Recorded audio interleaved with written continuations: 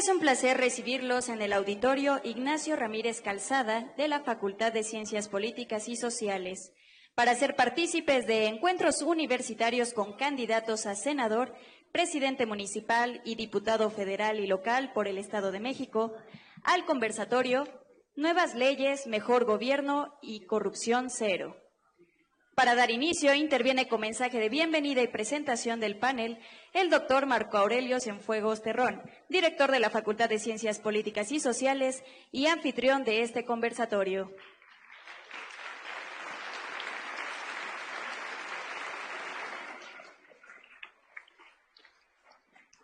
Muy buenas tardes, tengan todos ustedes. Me permito dar a todos ustedes la más cordial de las bienvenidas a este conversatorio que se enmarca en la iniciativa denominada Encuentros Universitarios, que en esta tarde nos permite recibir en nuestra Facultad de Ciencias Políticas y Sociales a la candidata y candidatos al Senado de la República por la coalición Todos por México, Alejandra del Moral, Miguel Ángel Osorio Chong y César Camacho Quirós.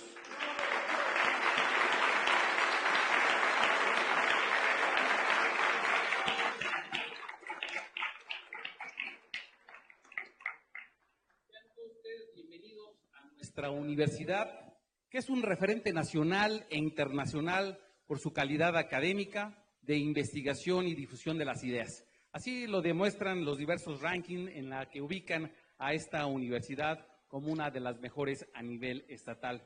Estamos plenamente convencidos de que la universidad pública es el espacio por excelencia donde deben de analizarse temas de vigente agenda para la agenda nacional, pero también de aquellos que resultan más sensibles, más apremiantes para garantizar el pleno desarrollo y la convivencia armónica entre todos los mexicanos. La Universidad Autónoma del Estado de México, con casi 200 años de vida institucional, es un espacio abierto para la reflexión, para el análisis de todas las ideas, en tanto una institución pública, autónoma, es por excelencia plural e incluyente. Quiero comentarles que en estricta congruencia se han formulado invitaciones a todas las fuerzas políticas que participan en este proceso electoral para que se sumen a estos encuentros. Y confiamos plenamente en que del resultado de estas jornadas, estos encuentros, estos diálogos entre los actores políticos y la comunidad universitaria, habrán de obtener importantes insumos para la construcción de una agenda nacional en materia de educación, cultura y desarrollo social. Sin más preámbulo, les reitero nuevamente a los presentes que es a través de y que nos están siguiendo a través de las redes sociales, refrendarles la más cordial bienvenida a este emblemático espacio universitario. Sean nuevamente bienvenidos a la Universidad Autónoma del Estado de México.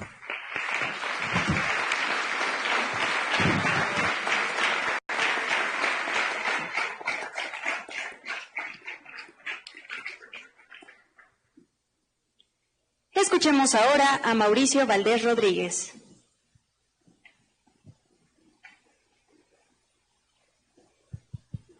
Muy buenas tardes, mi estimado César Camacho, licenciado Miguel Ángel Osorio Chong. Muchas gracias a Alejandra del Moral y a los panelistas, Fernando García Cuevas, y al señor director de la Facultad de Ciencias Políticas, nuestra gran facultad aquí en la Universidad Autónoma del Estado de México. Muchas gracias a quienes nos acompañan esta tarde en este conversatorio, que es una idea estupenda del doctor César Camacho y que nos da oportunidad precisamente, como lo dice el término, de conversar con quien aspira, y hoy quienes aspiran, a ocupar un lugar en el Senado de la República. Una Cámara tan importante y más en términos de lo que puede ocurrir el 1 de julio. Yo creo que es la Cámara de Seguridad de la República y por eso es importante el que tengamos este conversatorio, que no solo es de estas campañas tradicionales de grandes mítines, sino aprovechando las redes sociales y sobre todo para expresar algunas inquietudes. El tema nos mueve para poder hablar muchísimas horas, pero lo que queremos más bien es escucharlos a ustedes.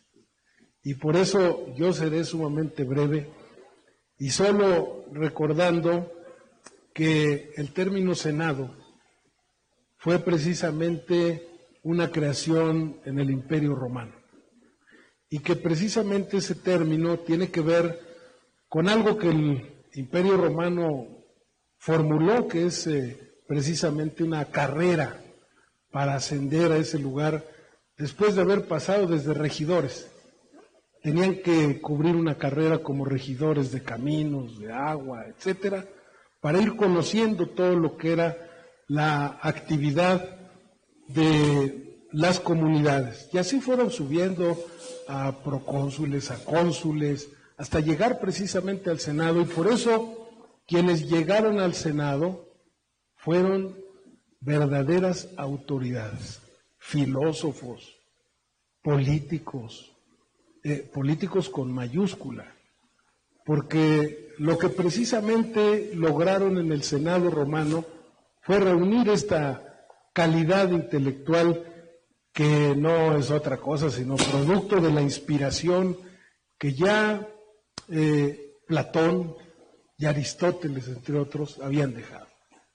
Así es de que qué bueno pues que tenemos esta oportunidad, porque me parece a mí que el origen de nuestros males, y me refiero a los personales, a los familiares, a los de comunidad, a los de país, es la ignorancia. En la medida que podamos erradicar esa ignorancia, y qué bueno que lo puedo decir aquí, precisamente en donde se lucha para erradicar la ignorancia, pues en esa medida vamos a mejorar el desempeño en las instituciones. Hoy tenemos candidatos que tienen una gran formación, una gran experiencia, y lo digo sin lisonja, lo digo con absoluta objetividad, porque son personajes de la vida pública mexicana, han estado expuestos precisamente al juicio de la opinión pública, que siempre es un juicio duro, a veces para bien, a veces para mal, pero estar expuestos al juicio público precisamente es lo que va generando esta conformación del ser humano.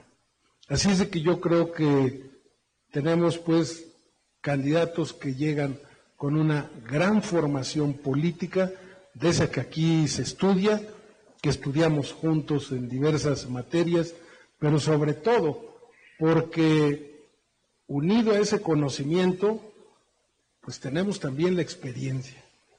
Y la experiencia es insustituible.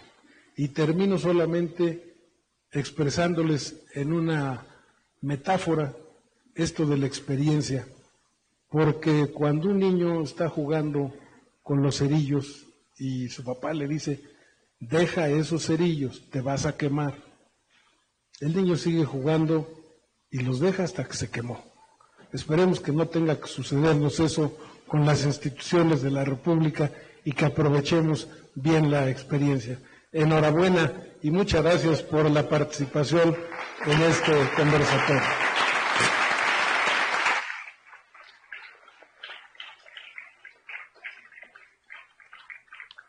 Amable auditorio, los invitamos a visualizar el video que a continuación se presenta. La Universidad Autónoma del Estado de México se afianza como una de las mejores instituciones públicas de educación superior del país. Los programas educativos de calidad que ofrece a lo largo del territorio estatal, así como el impulso decisivo que da la investigación, la promoción de la cultura, la extensión y la vinculación, son algunas de las fortalezas que la posicionan como referente educativo en la entidad y en el país. La UAM tiene cobertura en los 125 municipios del Estado de México y cuenta con una matrícula de más de 80,000 alumnos, 10 preparatorias, 21 facultades, una escuela, 11 centros universitarios, 7 unidades académicas profesionales, así como 22 centros y 2 institutos de investigación, además de 15 espacios culturales que conforman la UAM. En todas las áreas del conocimiento, la Autónoma Mexiquense ofrece 281 programas educativos, 170 licenciaturas escolarizadas y 10 a distancia. 42 especialidades, 39 maestrías y 20 doctorados, además del bachillerato que se oferta en la modalidad presencial y a distancia.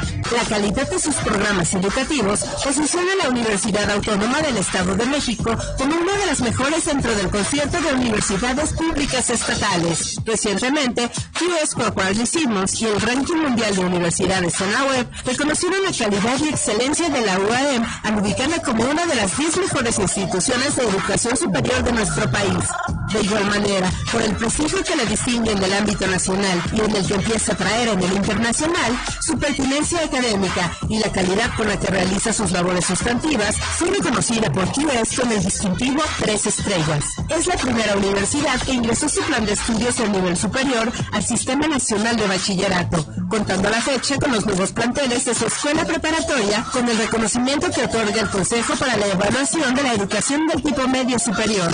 Ocupa el segundo lugar de calidad en el concierto de las 34 universidades públicas estatales, al ofertar 133 licenciaturas de calidad, lo cual asegura que el 95% de la matrícula que cursa estudios evaluables recibe una educación con calidad académica. De igual forma, destaca la acreditación de posgrados de calidad, que ubican a la UAM entre las instituciones públicas de educación superior del país con mayor número de programas acreditados por el CONACYT. Es el sexto lugar en el PNPC. Esta casa de estudios cuenta con 510 especialistas registrados en el Sistema Nacional de Investigadores, SNI, que reconoce el trabajo de los académicos a través de la evaluación por pares, distinguiéndolos como investigadores nacionales por la calidad y prestigio de sus contribuciones científicas. Asimismo, se desarrollan 635 proyectos de investigación que favorecen la generación y aplicación del conocimiento, además de la innovación. En apego a las necesidades que un mundo globalizado exige en el ámbito educativo, esta institución transformadora, transmisora de cultura, generadora y promotora de conocimiento, fomenta la internacionalización a través de sólidas relaciones de colaboración con múltiples universidades nacionales y extranjeras. Cuenta con oficinas de representación en la Universidad del Norte de Texas, en Santiago de Compostela, España, y en la Universidad de Hildesheim, Alemania. Con el propósito de fortalecer la difusión de sus actividades sustantivas y adjetivas, el quehacer diario de los universitarios cuenta con Uniradio, XHUAX, en el 99.7 de la FM y UAMX TV, el Sistema Universitario de Televisión por Internet.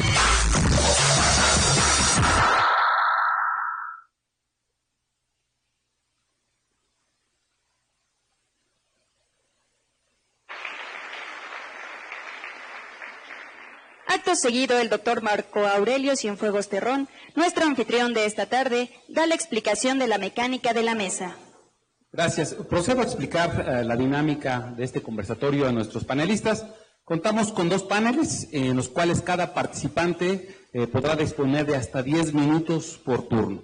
En una primera tendremos la participación de Fernando Alberto García Cuevas, quien expondrá un diagnóstico que dé cuenta de la necesidad de mejorar el marco jurídico de nuestro país con miras a consolidar el buen gobierno y abatir la corrupción.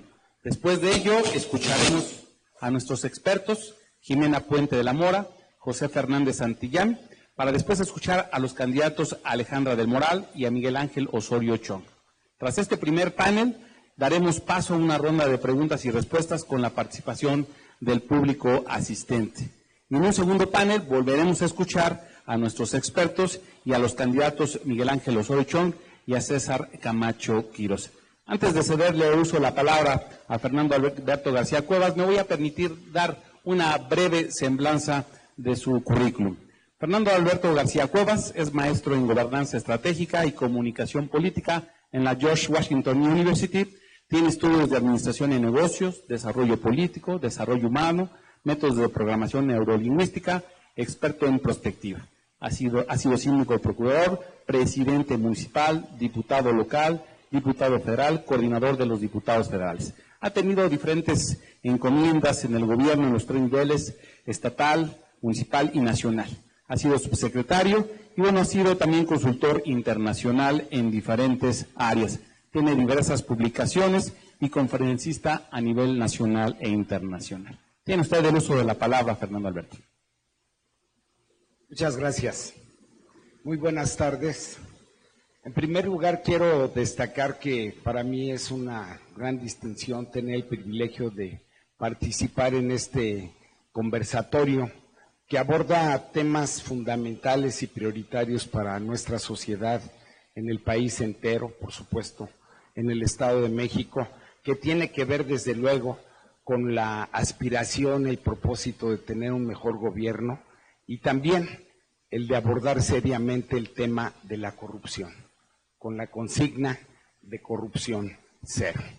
En este sentido, bien vale la pena discernir sobre la importancia del buen gobierno, que si bien es cierto es un compromiso, la corrupción cero es una obligación.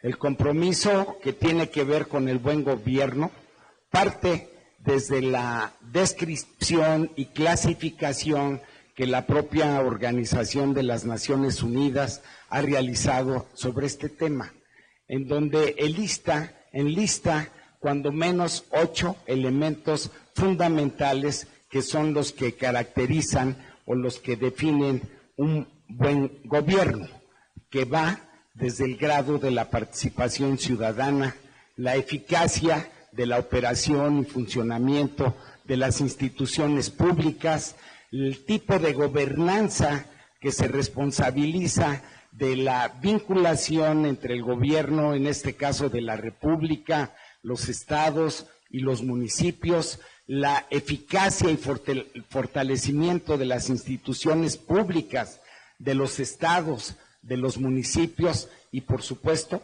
el diseño de las políticas públicas que deben corresponder, sin lugar a dudas, a las expectativas fundamentales de la sociedad en su conjunto. En este sentido, ambos compromisos son todo un reto y son todo un desafío, que por eso particularmente celebro la iniciativa del doctor César Camacho Quirós cuando decidió impulsar este tipo de conversatorios para poder lograr allegarnos de las ideas más lúcidas y frescas de especialistas en los diferentes temas más significativos y prioritarios para nuestra sociedad y con ellas poder construir propuestas legislativas que tengan desde luego viabilidad económica, que tengan soporte legislativo y por supuesto también que respondan a las expectativas de la población en su conjunto.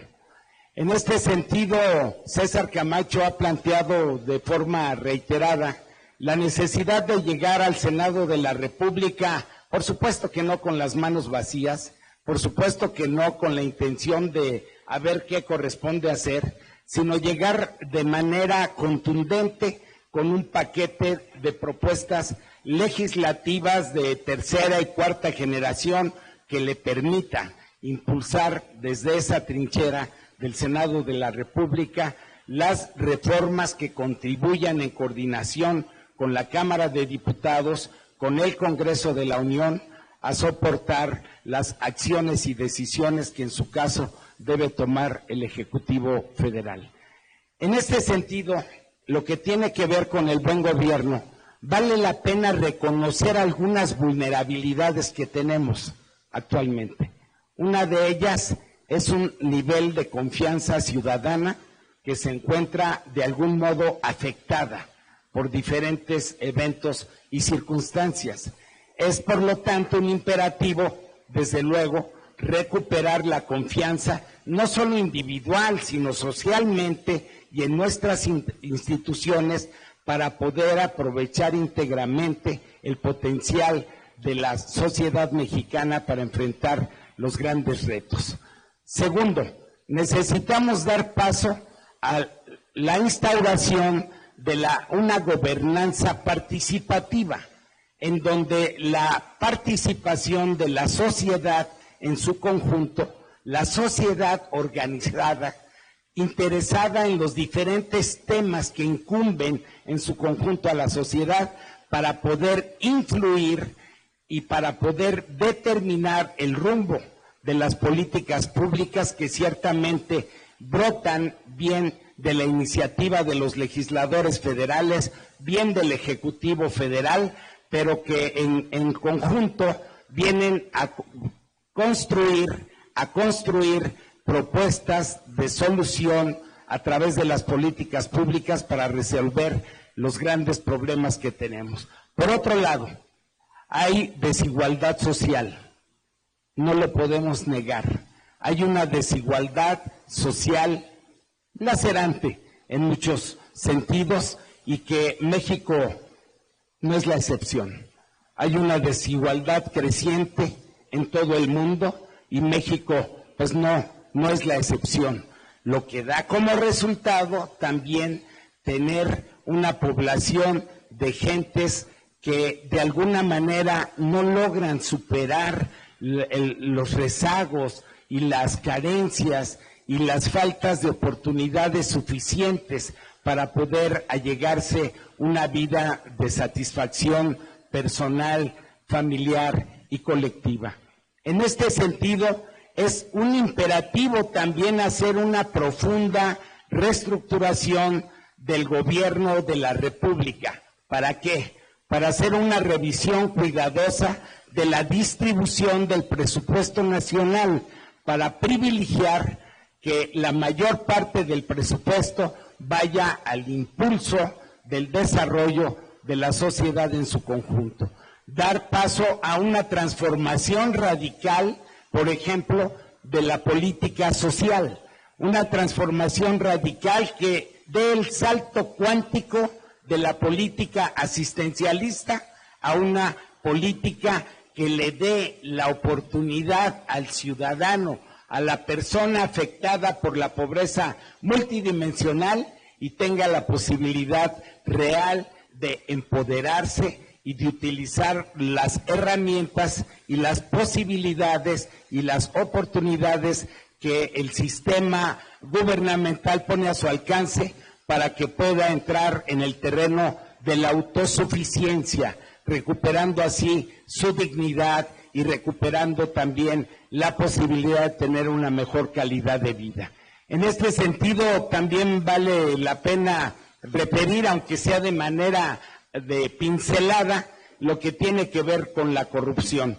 La corrupción, sin lugar a dudas, sin importar que es un problema global, que también de manera frontal lo confronta y lo atiende la propia Organización de las Naciones Unidas, lo cierto es que en el gobierno debe afinar la efectividad, la eficacia de las disposiciones legales para constituir un sólido y verdadero Estado de Derecho que impida que haya discrecionalidad a la hora de la instrumentación de las políticas públicas o de la resolución individual de servidores públicos que den paso al mal manejo de los recursos de la nación o de la entidad. Yo quiero decir que en estos conservatorios, sin lugar a dudas, nos vamos a enriquecer con la participación de los especialistas aquí presentes y reiterar que eso será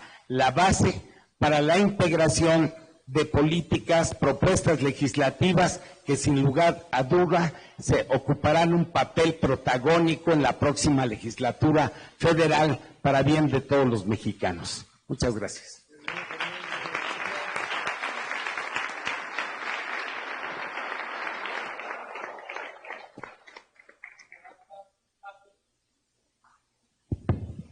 Vamos a dar paso a la participación de la experta Jimena Puente de la Mora. Antes voy a dar una breve semblanza de su ficha curricular. Jimena Puente es doctora en Derecho con mención honorífica por la Universidad de Guadalajara, miembro desde el 2008 del Sistema Nacional de Investigadores, cuenta con más de 40 publicaciones nacionales e internacionales relacionadas con derechos humanos, transparencia, acceso a la información, tecnología, protección de datos personales. Se ha desempeñado como comisionada de la Comisión para Acceso a la Información Pública del Estado de Colima y comisionada presidente de ese órgano local en el 2004.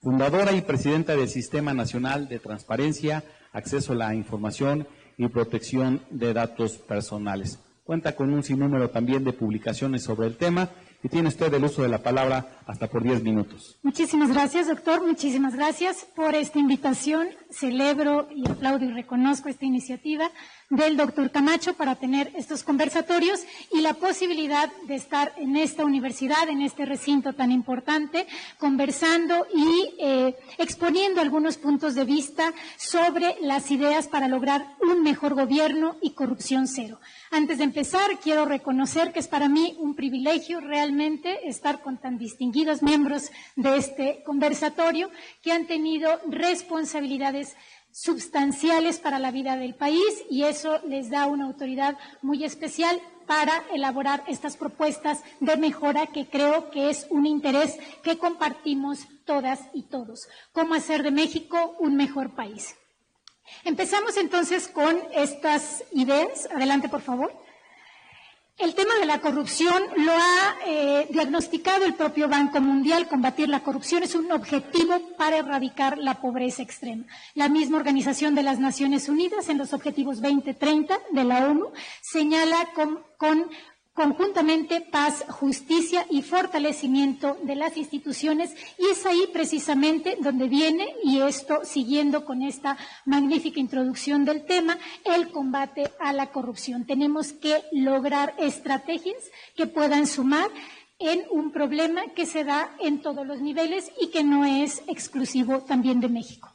En el mundo, las empresas y las personas se estima, según los datos proporcionados por el Banco Mundial, que pagan alrededor de 1.5 trillones de dólares de sobornos al año. Esto representa alrededor del 2% del Producto Interno Bruto Mundial y es 10 veces más la asistencia que se da para países extranjeros.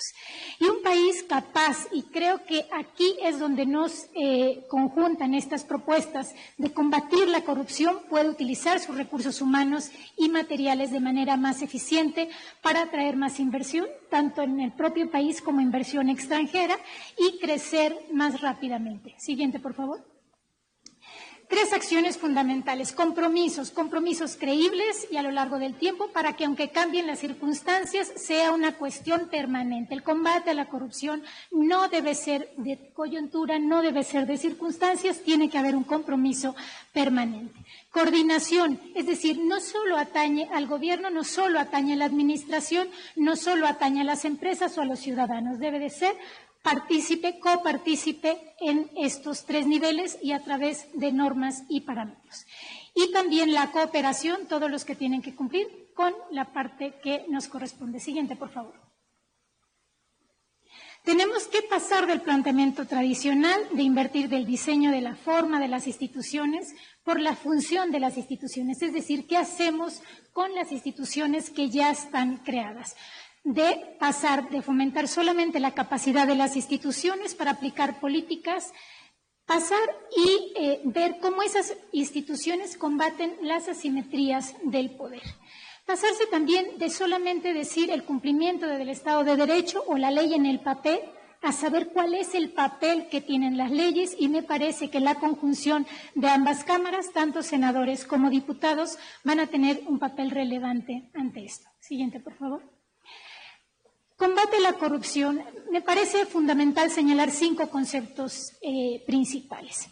Fin de la impunidad, incrementar también el poder ciudadano, necesitamos más participación ciudadana. Este conversatorio es un claro ejemplo de ellos. Hay que construir estrategias, hay que construir mejores leyes con la participación siempre de la ciudadanía, saber cuáles son esos temas que les interesa y cómo podemos lograr un diálogo permanente. Sin duda alguna, la utilización de la tecnología. Este mismo evento está siendo transmitido por redes sociales, pero podemos hacer aún más, fortalecer también el conocimiento de la población, pero también la difusión de todos estos temas, actuar global y localmente. Y un aspecto que me gustaría mencionar es fomentar la mayor transparencia. Adelante, por favor. Se han logrado avances principales. En 1977 el derecho a la información será protegido por el Estado. Del 2002 se publica la Ley Federal de Transparencia. Pero viene un tema fundamental. 2014 ¿no?, con la reforma estructural en materia de transparencia, y 2015 con una ley general. Siguiente. Se trata aquí de propiciar piso parejo, es decir, que no haya distingo, siguiente por favor, en transparencia y datos personales.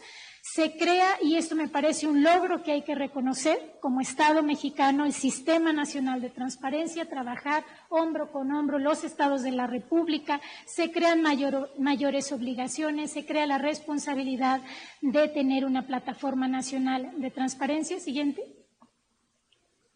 Se establecen cuestiones muy técnicas, la posibilidad de denuncia a quienes no cumplen, una prueba de daño y muy pocas causales de reserva por cuestiones muy específicas. Siguiente, por favor.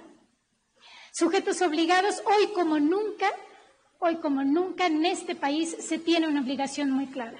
Todas las personas que reciban un recurso público, que reciban un peso del Estado, se tiene la obligación de rendir cuentas. Esto que es Poder Ejecutivo, Legislativo, Judicial, sindicatos, partidos políticos, organismos autónomos y en general cualquier persona que reciba recursos económicos, y esto me parece que no solamente hay que reconocer, sino que hay que defender, y también hay que exigir como población que estas disposiciones que ya tenemos como Estado mexicano se cumplan a cabalidad. Siguiente, por favor. Se crea el Sistema Nacional de Transparencia. Siguiente. Y aquí, ¿cuáles son algunas en qué podemos mencionar? Porque si bien es cierto, a nivel internacional, por un Centro para el Derecho y la Democracia, México ocupa el primer lugar en su ley de transparencia y muchas cosas que se pueden mejorar. ¿En qué podemos mejorar? En contrataciones abiertas a todos los niveles, no solamente de autoridades federales, sino también estatales y municipales, en difundir los resultados de las auditorías, que me parece fundamental que como ciudadanos tengamos esa posibilidad, en fomentar también las denuncias ciudadanas, es decir, ya tenemos la ley, ahora hay que vigilar como ciudadanos que esa ley se cumpla a cabalidad, la transparencia en municipios, cómo trasladar esa política pública en materia de transparencia, llevarlas también a todos los municipios, me parece un reto fundamental, y bueno, pues acelerar también la respuesta de las solicitudes para tener una ciudadanía mucho más enterada. Un dato muy rápido, las solicitudes ingresadas por menores de 18 años, y esto cabe la pena mencionar, aumentó de 16 a 36.6%, y las tres entidades que concentran mayor cantidad de solicitudes son la Ciudad de México, el Estado de México y Jalisco. Ya hay muy buenos avances, pero hay que ir aún más. ¿Y qué queremos lograr? Bueno, pues la no discriminación y que se entienda la información que nos dan las autoridades, ¿no? Poder lograr una información muy expedita. Adelante, por favor. Tenemos un gran avance también, adelante, por favor, en transparencia presupuestal, pero nos hace falta hacer más. 2017 tenemos un total de más de 250,000 solicitudes de información, pero estamos en un país con más de 120 millones de habitantes. Es decir, ahí están las herramientas, podemos hacer aún más. ¿Qué es lo que están haciendo? ¿Cuáles son los resultados de las acciones de todas nuestras autoridades? Adelante. Transparencia presupuestaria es el 6º lugar a nivel mundial, estamos muy bien en transparencia presupuestaria, solamente después de Nueva Zelanda, Sudáfrica, Suecia, Noruega y Georgia. Y creo que una actuación importante y un reto importante para los miembros de la próxima legislatura va a ser precisamente lograr mayor participación ciudadana en la elaboración de presupuesto.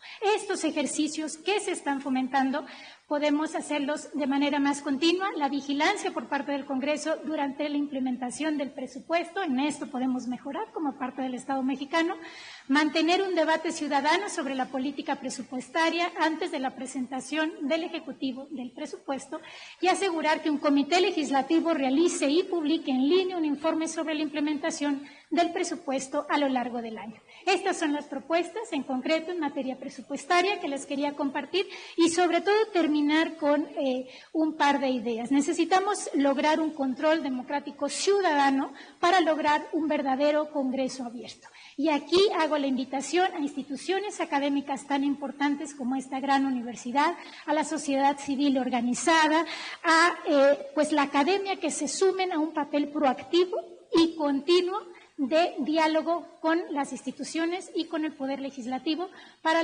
lograr lo que este país necesita. un Congreso abierto. Muchísimas gracias.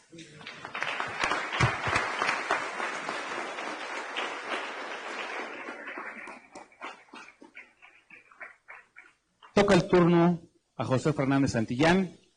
Él es doctor en Ciencia Política y doctor en Historia de las Ideas Políticas por parte de la Universidad de Turín, Italia. Especialista en temas de liderazgo, sociedad civil y ciudadanía. Se ha desempeñado como académico y conferencista a nivel nacional por parte de la UAM y el Tecnológico de Estudios Superiores.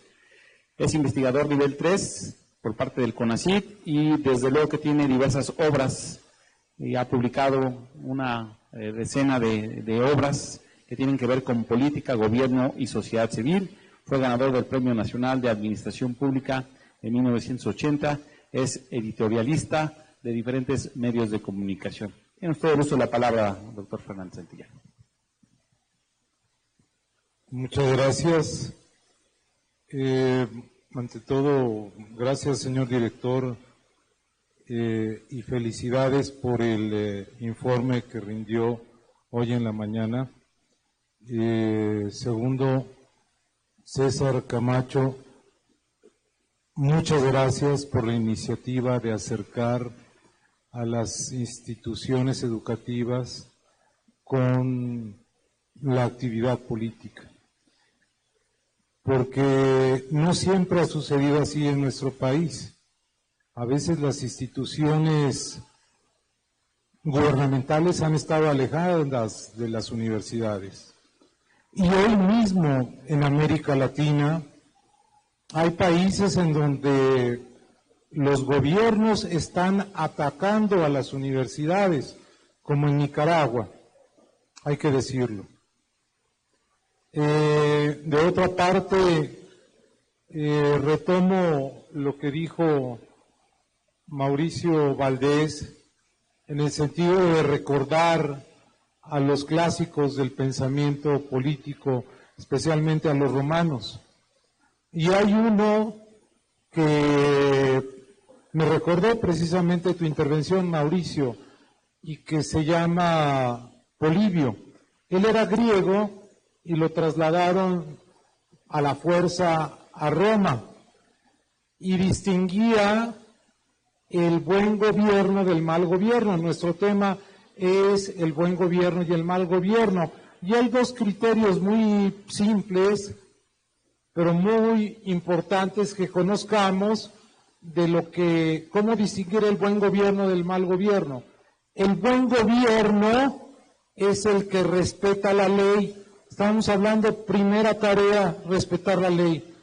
Y el mal gobierno es el que no respeta la ley. Y puede ser por dos razones.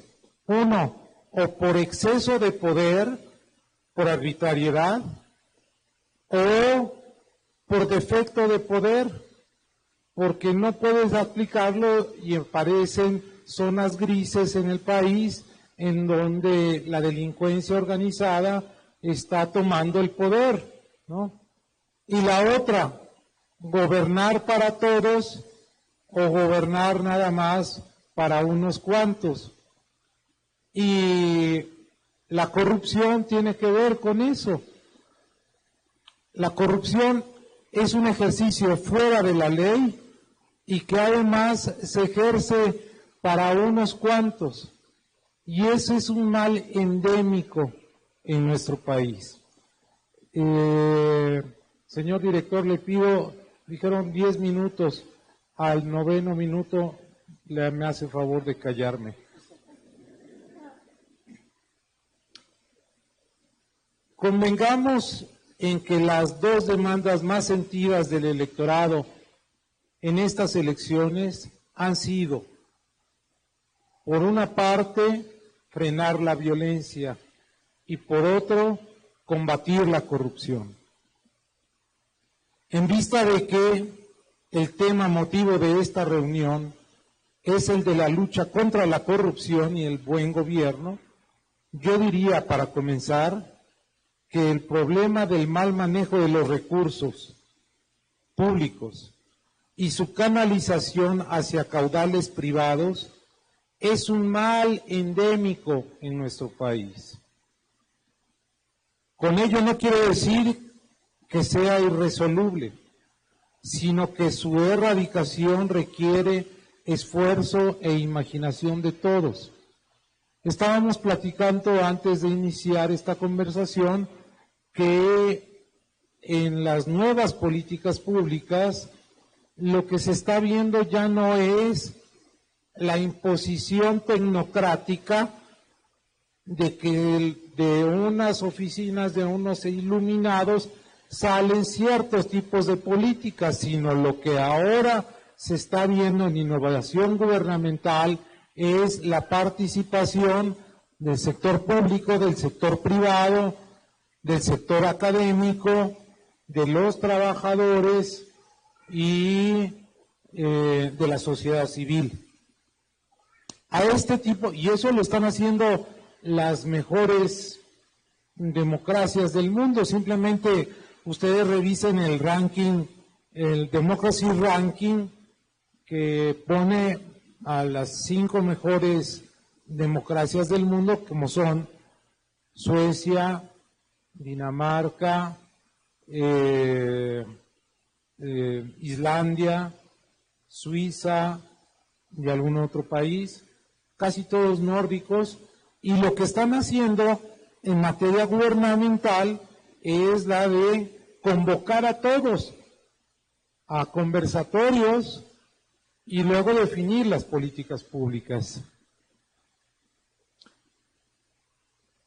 A este tipo de comportamiento, los especialistas, es decir, la corrupción, la llaman patrimonialismo, es decir, la confusión entre la riqueza colectiva y los bienes personales. En especial Max Weber, que todo el que estudia corrupción lo debe conocer, hacía el señalamiento de que la apropiación privada de los cargos públicos es distintiva de los gobiernos premodernos. ¿Qué es lo que llegan a hacer este tipo de gobernantes premodernos? Pues a decir, esta es mi oficina, este es mi carro, estos son mis plazas, este es mi presupuesto, y ahí se van y entonces lo reparten entre los cuates, entre los familiares, y los demás pues no cuentan. La primera distinción que se debe hacer para erradicar la corrupción es la separación entre lo que es público y lo que es privado. Porque, bueno, pues hemos visto que los choferes de los funcionarios públicos le hacen el mandado a la señora. Bueno, es confundir lo que es privado con lo que es público, ¿no? O aviones que son públicos llevando al funcionario a ver partidos de béisbol a los Estados Unidos. Y no digo nombres porque quiero regresar sano y salvo a mi casa. La que sale afectada en todo esto es la democracia, porque entonces surgen los demagogos que prometen a las personas solucionar los problemas en 15 minutos. Que ellos, los demagogos, dicen, representan al pueblo, que están al lado, y los demagogos nunca hablan de los ciudadanos, sino hablan del pueblo. Fíjense. Y los problemas que los agobian al pueblo, ellos los pueden resolver en un santiamén. ¿Y por qué hablan del pueblo y no del ciudadano? Porque el pueblo reacciona emotivamente, mientras que el ciudadano es el ser pensante que critica y analiza a los candidatos, ¿no? Y que no se deja llevar por la masa.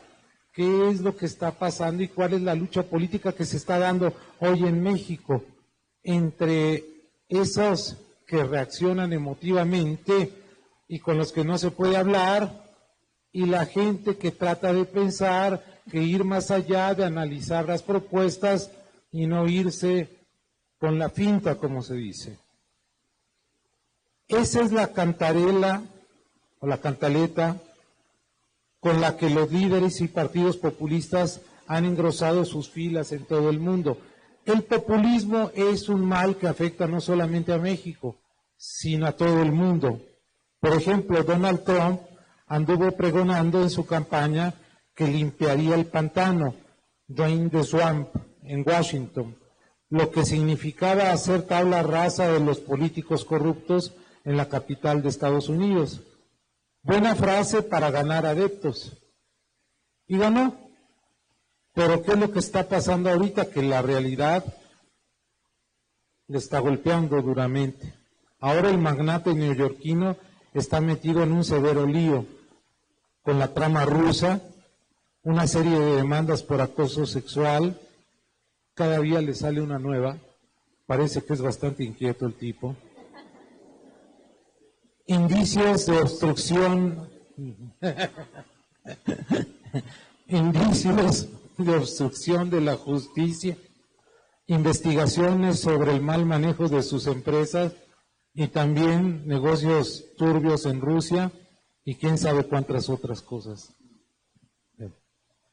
Bueno, y en Venezuela, ni qué decir. Estuvieron nadando en petróleo, pero se les acabó y regalaron dinero en Irán mientras que su pueblo andaba en la pobreza y sigue en la pobreza, se les acabó el dinero y ahora no tienen ni papel del baño, literalmente. Y 1 millón de venezolanos se desplazaron a Colombia y hoy me estaba diciendo una colombiana, muchos de ellos tienen sarampión y entonces hay un severo problema humanitario, pero también de salud pública. Bueno, termino. La corrupción puede tener muchas consecuencias, ya lo dijeron aquí, Jimena, ya lo dijeron aquí, las personas que me antecedieron en el uso de la palabra, pero también ya está deteniendo el crecimiento. Jimena dio una cifra, 2% del PIB mundial es lo que cuesta.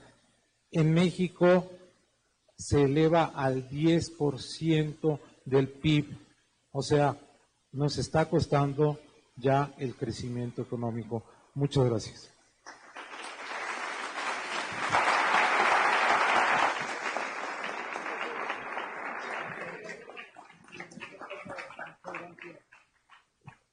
Toca el turno a la candidata al Senado, Alejandra del Moral, quien daré también una breve semblanza de su ficha curricular. Ella es licenciada en Derecho por la Universidad Iberoamericana, con maestría en Administración Pública y Política Pública por el Instituto Tecnológico de Estudios Superiores de Monterrey. Se convirtió en la primera mujer en ser electa presidente municipal de Cuautitlán Izcalli. En 2012 fue electa diputada federal con cabecera en Cuautitlán Izcalli.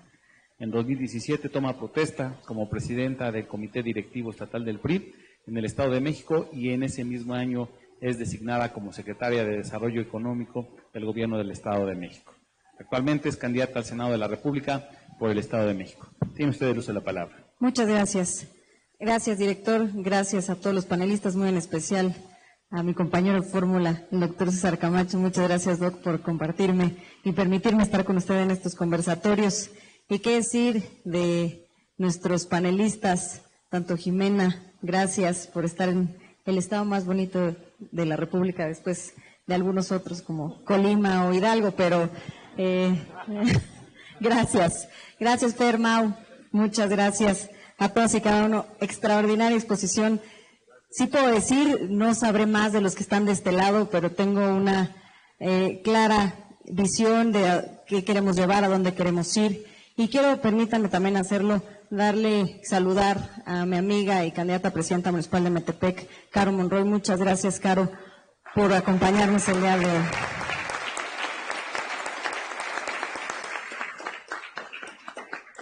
Y empiezo porque soy una convencida de que el municipio es en donde pueden empezar los problemas o también las soluciones.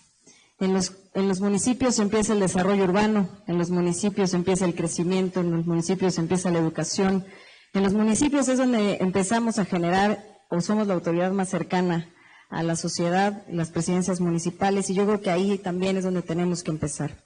Quisiera tocar, en primer lugar, el tema que mencionaba Jimena y José, con el tema de lo que le cuesta al país la corrupción. En el Estado de México, por ponerles un ejemplo, el 50% de las unidades económicas, que son 4.5, creen que es desfavorable su incorporación al sistema formal, que cada una ha pasado por el 52% de las unidades económicas identificaron costos monetarios en realizar acciones relacionadas a la regularización, pero evidentemente pues fuera de lo que está en la ley. Esto nos cuesta el crecimiento económico, esto nos cuesta que los emprendedores, que en el Estado de México son alrededor de las MIPYMES de 615,000 unidades económicas las que son MIPYMES, y les cuesta no solo crecer, no solo incorporarse o crearse, sino consolidarse como unidades económicas que nos generen mucho más empleos en el Estado. Corrupción cero es cumplir la ley, nadie, absolutamente nadie por encima de ella. Corrupción cero es un compromiso ante todo personalísimo. Para que haya corrupción tiene que haber dos partes, uno que ofrece y otro que recibe. Las instituciones no son corruptas en sí. Yo soy una convencida de que la corrupción es un cáncer que le da a las personas, no a las instituciones. Y yo creo que para ahí hay que empezar. Los partidos, las iglesias, las empresas, los gobiernos son instituciones de víctimas de personas corruptas. Y también debo decir que eso no las hace instituciones corruptas. Pueden ser, por supuesto, víctimas de personas corruptas, pero no siempre. No podemos generalizar o hacer una institución corrupta por las personas que están. En el país estamos hoy, ya bien lo dijo Jimena, en una etapa de rendición de cuentas muy importante. No solo tenemos legislación de primer mundo, no solamente estamos en los primeros lugares en temas de legislación, sino hay señalamientos muy importantes. Y señalamientos, y no solo señalamientos, sino también acciones. Hay gobernadores en la cárcel por actos de corrupción. Estamos en un momento de etapa de rendición de cuentas muy importante, en donde todos tendremos que ceñirnos como un acto personalísimo a la transparencia y a la rendición de cuentas. Para el 20% de los electores en este país, la corrupción es de altísima relevancia para la toma de sus decisiones. Y como nunca antes, habíamos tenido candidatos presidenciales siendo lo más transparentes y hoy teniendo la posibilidad de transparentar lo que han hecho, de dónde ha venido y cómo han tenido lo que hoy tienen. Yo quisiera nada más concretarme después de esto, de no andar en el tema que todos conocemos, que sabemos, que nos duele y que segura estoy que no sabré más de los que están aquí, pero sí clara estoy con las propuestas que me gustaría llevar al Senado de la República. En primer lugar, poder licitar públicamente todas las obras y adquisiciones y servicios con monto superior a 500,000 pesos, que podamos incrementar la competencia, permitir el ahorro en las instituciones y mejorar la calidad también de las adquisiciones que tiene el gobierno. En segundo, simplificar las controversias y los juicios administrativos para mejores condiciones en la compra, sobre todo en el Estado de México. Este es un tema, el tercero, que es un tema como exdirectora de un banco de desarrollo que me parece lo más importante, que es bancarizar el 100% de las transacciones de los gobiernos y los funcionarios públicos. Mientras más tengamos esta parte de innovación y tecnología, más transparentes seremos y tenemos mucho más fiscalizado cada una de las transacciones que hacen los gobiernos con sus funcionarios. Austeridad en el gasto público, autonomía en el órgano anticorrupción, respeto irrestricto a la ley con castigos ejemplares como los que hoy estamos viendo por primera vez en el país. Y también, lo debo decir, cada político, cada joven, cada mujer, cada hombre, tiene que hacerse cargo de su parte y de su tramo de responsabilidad. Cada uno como seres humanos tenemos que hacernos responsables de nuestras trayectorias, de nuestros estilos de vida, y el gobierno tampoco puede ser papá gobierno, ni para los funcionarios ni para los ciudadanos. Hoy creo que estamos en un momento bien importante en donde, y lo digo también como política, y es el momento para mí preciso para decirlo, Si queremos prestigiar la política, si queremos prestigiar a nuestro país, muchos de aquí han sido servidores públicos, pretenden ser servidores públicos, y más porque estamos en la Facultad de Ciencias Políticas. Creo que es momento de hacer compromisos personales con la honestidad, con la transparencia, pero sobre todo con la vocación del servicio público. Habemos millones de mexicanos sirviendo al servicio público y creo que es súper importante que logremos hacerlo. Al menos este es mi compromiso personal, esto es lo que creo que podemos hacer y agradecerle muchísimo nuevamente a Miguel Ángel Osorio, a Jimena Puente, que estén aquí en el Estado de México, a nuestros demás mexiquenses, un gusto saludarlos y nuevamente muchas gracias, director, por recibirnos en esta facultad. Muchas gracias.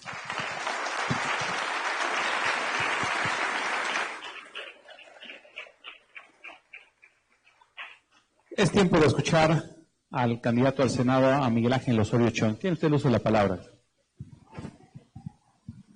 Con el riesgo de que me vayan a regañar por levantarme, pero con la idea de estar más cerca de ustedes para poder ocupar no 10 minutos, creo que las exposiciones han sido muy valiosas. Y antes de entrar a los temas directos de lo que en el diagnóstico que nos han hecho, desde el Senado y desde cualquier Cámara, me refiero a lo local o al ámbito federal, tendríamos que hacer hacia el futuro. Primero agradecer a esta Facultad de Ciencias Políticas y Sociales la posibilidad de realizar este conversatorio.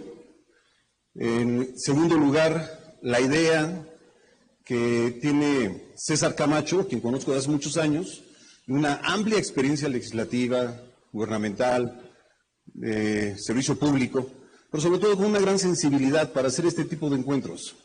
Platicábamos, ¿y por qué no están aquí otras fuerzas políticas? ¿Por qué no discutimos la argumentación que tiene cada quien para hablar de un buen gobierno y para hablar de cero corrupción? ¿Por qué?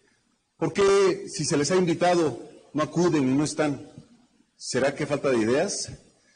¿O será incluso que tienen poca transparencia y tienen el riesgo de ser señalados en lugares tan importantes como este? Por eso yo aplaudo esta convocatoria que hace César Camacho, creo que es muy importante. Y la tercera, agradecer la presencia de muchos invitados, senadora, diputada, candidatas, pero sobre todo la presencia de los jóvenes, mujeres y hombres de esta facultad, de diferentes facultades, porque de eso se trata. Se trata de que podamos conversar, discutir, lograr un debate que nos permita ver si lo que uno está pensando en su poca o mayor experiencia y que piensa hacer hacia adelante, estamos en lo correcto o no. Si estamos en el camino que nos va a permitir hablar de un buen gobierno. Un buen gobierno es aquel que se precia de entregar resultados, de servir bien, de garantizar la libertad de expresión, de dar los servicios de salud, de educación, de seguridad. Es el buen gobierno. Cuando se logra un buen gobierno, yo estoy seguro que se logra llegar a cero corrupción. Porque el servicio público se debe ver como una oportunidad de servir. Y como se ha dicho mucho, no de servirse. Por eso es tan importante la participación social. He tenido la fortuna en mi carrera política de estar en lugares donde hemos podido llamar a la sociedad a participar. Me refiero a haber sido gobernador del estado de Hidalgo, cuando decía Alejandra que un estado muy bonito, el más bonito del Estado de México, le digo que sí, Hidalgo se desprendió del Estado de México, por eso es un gran estado el Estado de México.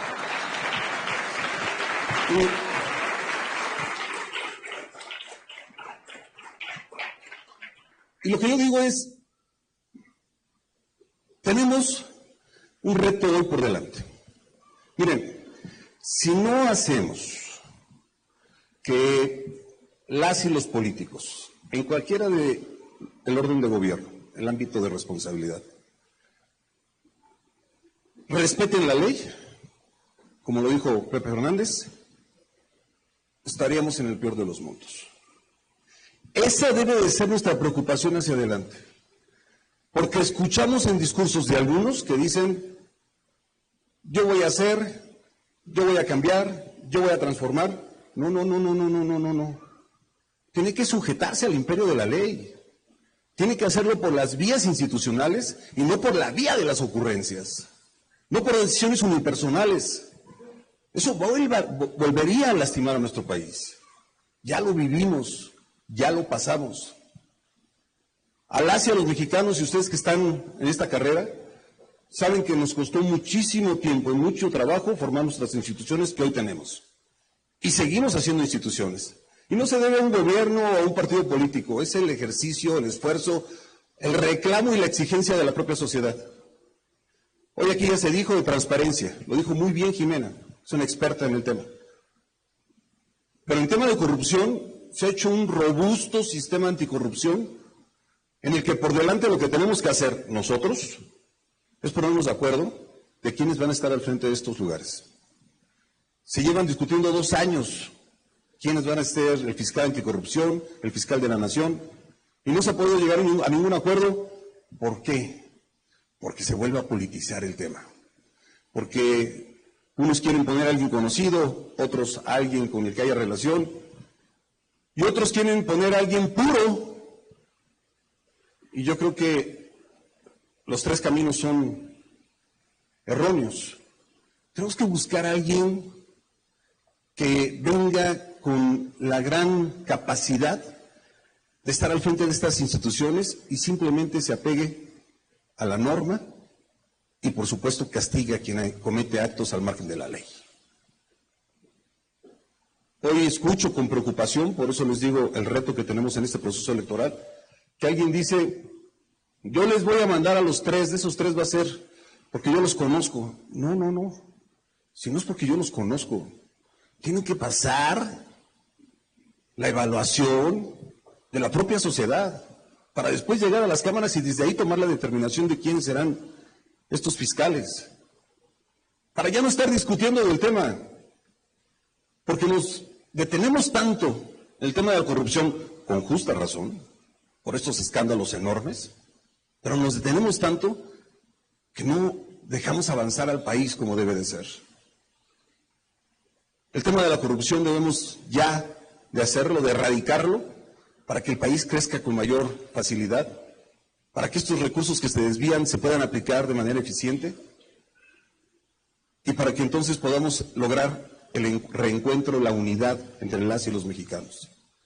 Tenemos nosotros retos, nosotros los asumimos, se han hecho grandes iniciativas, se han hecho grandes transformaciones, pero nos falta dar un paso muy importante. Y en eso entonces quisiera yo comprometerme en este privilegio de poder llegar al Senado de la República a partir del 1 de septiembre y poder comprometer aquí en el Estado de México que vamos a trabajar para que exista un acuerdo rápido en el marco de la ley y se tenga ya los responsables de estas áreas y entonces, en lugar de haber un debate en los medios, exista el imperio de la ley para castigar a quien cometa actos de corrupción. Muchas gracias por su atención.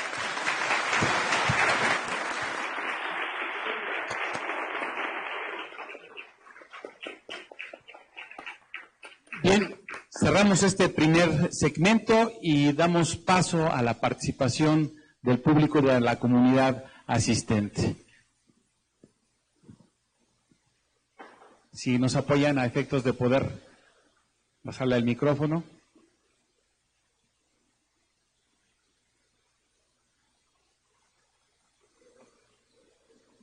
Claro. Les vamos a pedir, sí. Adelante, adelante.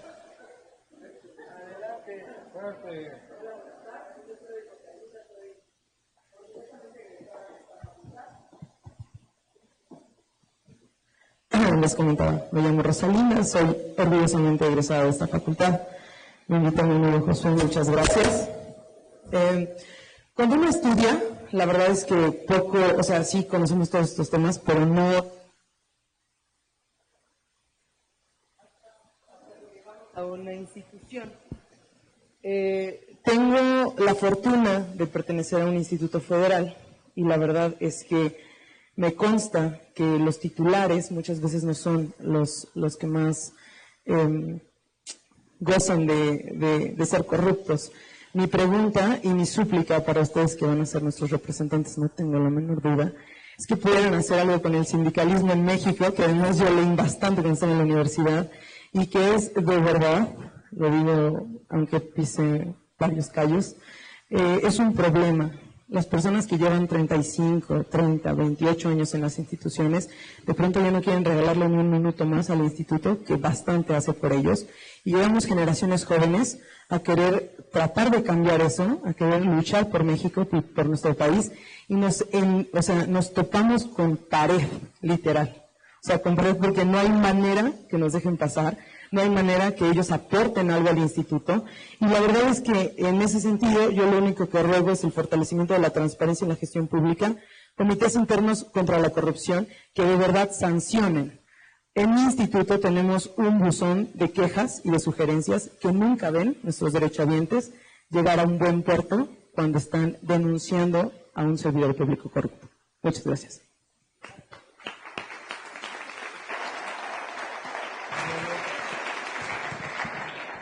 Hacemos un bloque de 3 preguntas. Si nos dice su nombre y a quién va dirigida la pregunta. Gracias, buenas tardes. Mi nombre es Miguel Ángel Contreras Nieto, fui servidor público y ahora soy aprendiz de escritor. Quisiera comentar que me parece excelente este ejercicio. Felicito a Alejandra, felicito a Miguel Ángel, a César Camacho, a todos los integrantes del panel. Me parece que se tocaron temas muy importantes. 2 me causan a mí reflexión. El primero, el de la participación ciudadana que referías para la elaboración de presupuestos. Creo yo que esa es una propuesta muy interesante, pero me parecería todavía mejor si se buscaran canales de participación ciudadana, no solo para la elaboración, sino también para la revisión del ejercicio del presupuesto. Esa es una propuesta puntual. La otra es el tema del respeto a la ley. Alejandra, yo como tú y como todos pensamos que los servidores públicos son los primeros obligados a respetar la ley. Así tiene que ser, no solo por vocación, sino por mandato legal. Pero creo que en el enfoque nos estamos quedando aún un poco cortos. En los países donde hay desarrollo es porque hay un imperio de la ley y hay una conciencia social de que el respeto a la norma es lo fundamental para la supervivencia del pacto social. No debemos quedarnos solo en el retintín de que el servidor público es el obligado a respetar la ley. Lo está, por supuesto, antes y primero que todos. Pero un Estado lo forma la población, la ciudadanía que referías tú. Y mientras los ciudadanos no tengamos en nuestro ADN la idea clara de que debemos respetar la ley en todas las circunstancias y sin necesidad de que haya un policía detrás de nosotros, difícilmente vamos a avanzar. Lo creo firmemente. Así es de que yo me atrevería a sugerir a los 3 que serán nuestros senadores, ¿por qué no pensar en elaborar e impulsar desde el Senado de la República una gran cruzada, una gran campaña por la cultura de la legalidad de los mexicanos? ¿Por qué no sembrar la semilla, como se ha dicho 1000 veces, desde la primera escuela? ¿Por qué no continuarla en ejercicios como este? ¿Por qué no llevar ese tema a las calles, fuera de etapas de campaña, fuera de estos ejercicios? Que fuera parte de la vida cotidiana de los mexicanos. Creo que así podríamos avanzar gradualmente. Se acerca el día 1 de julio, ya a pasos agigantados. Yo, como soy un soñador, quisiera que los mexicanos ese día se acordaran de Confucio y pensaran que gobernar significa rectificar. Pero también quisiera que se acordaran de Lord Bryan.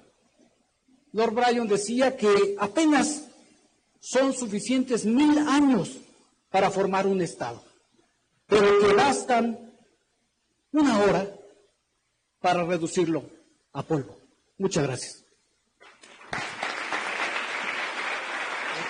Damos paso a una pregunta más para integrar un bloque. Ivanov, por favor. Hasta Cayola.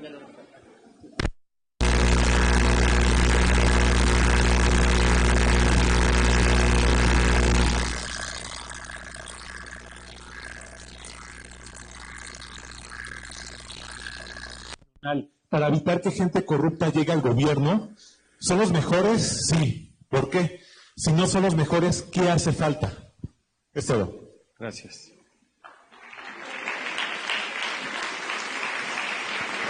Aprovechando la cercanía. Muy buenas tardes, yo soy Javier Chimal, soy estudiante igual de la Facultad de Ciencias Políticas en cuarto semestre. Si bien nuestro tema es corrupción cero, ya lo mencionaban todos los ponentes, la corrupción no simplemente se da dentro de las instituciones. Desafortunadamente, la sociedad es muy corrupta. Entonces, la pregunta es muy clara. ¿Qué mecanismos se deberían de implementar para que la sociedad deje de ser corrupta? Gracias. Le damos el uso de la palabra a nuestros panelistas para dar respuestas a las preguntas que se han planteado.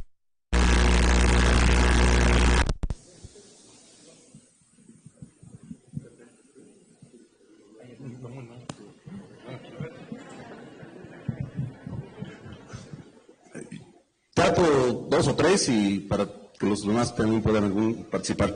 Déjenme iniciar por lo que comentaba Ivanol, de esta facultad. Ivanol, perdona.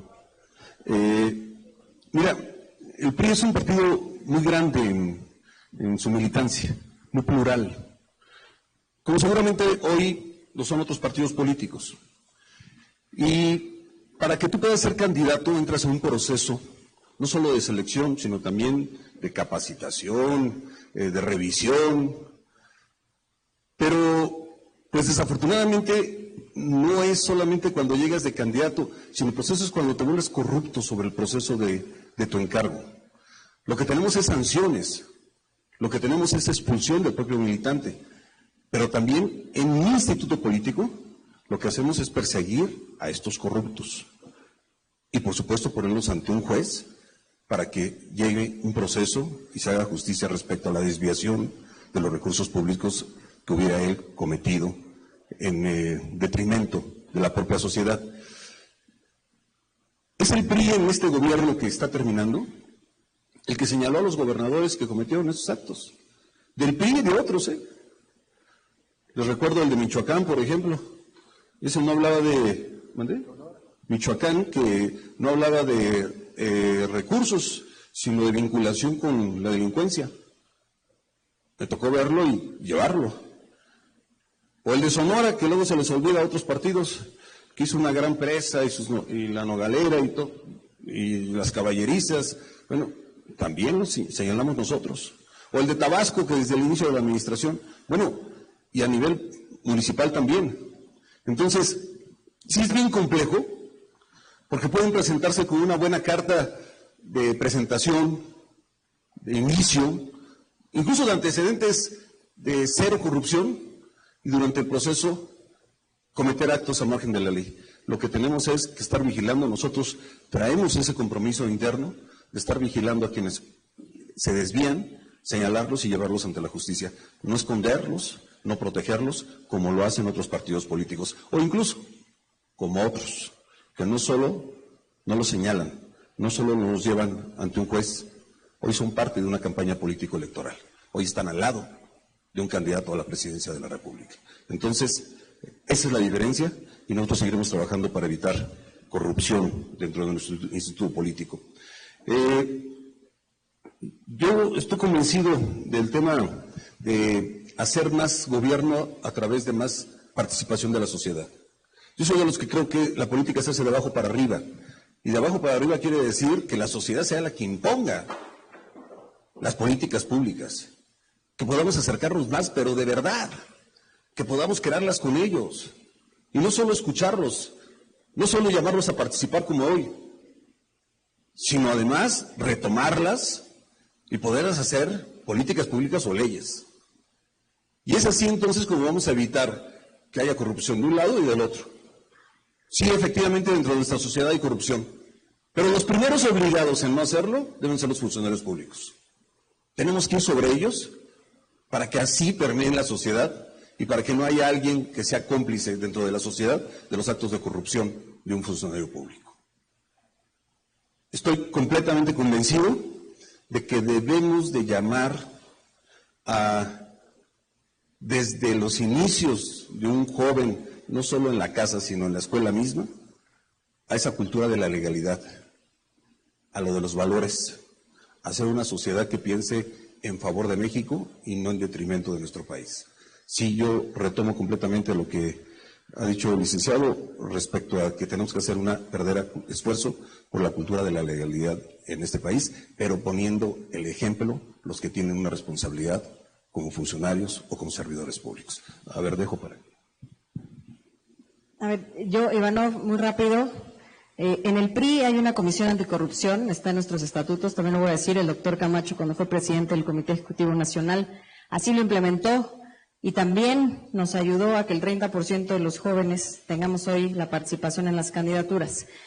¿Qué hacer para que el PRI no sea corrupto?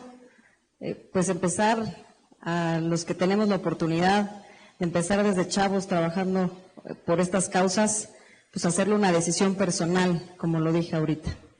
¿Y qué mecanismos implementar para que la sociedad no sea corrupta, Javier? Pues yo creo que desde la casa.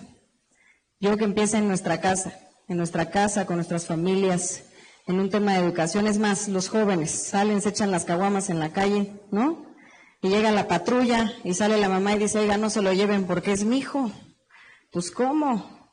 Yo creo que es una decisión de cada una y cada uno de nosotros, que sí tenemos que hacerlo, que tenemos que llevarlo a nuestras casas, que por supuesto los que somos servidores públicos tenemos una doble responsabilidad, pero empieza en nuestras casas.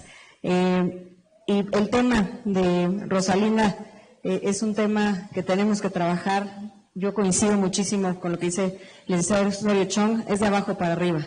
Y quienes estamos picando piedra, que nos dan la oportunidad de estar en alguna institución pública, aunque sea un cargo muy pequeño, desde ahí tenemos que empezar, de abajo para arriba. Muchas gracias.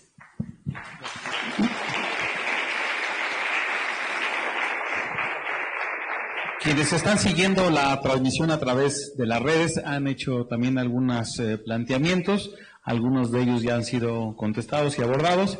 Alonso Rodríguez pregunta a Jimena Puente, ¿cuál es el próximo y primer desafío de la transparencia y cuáles deben ser sus límites, si acaso deben tenerlos?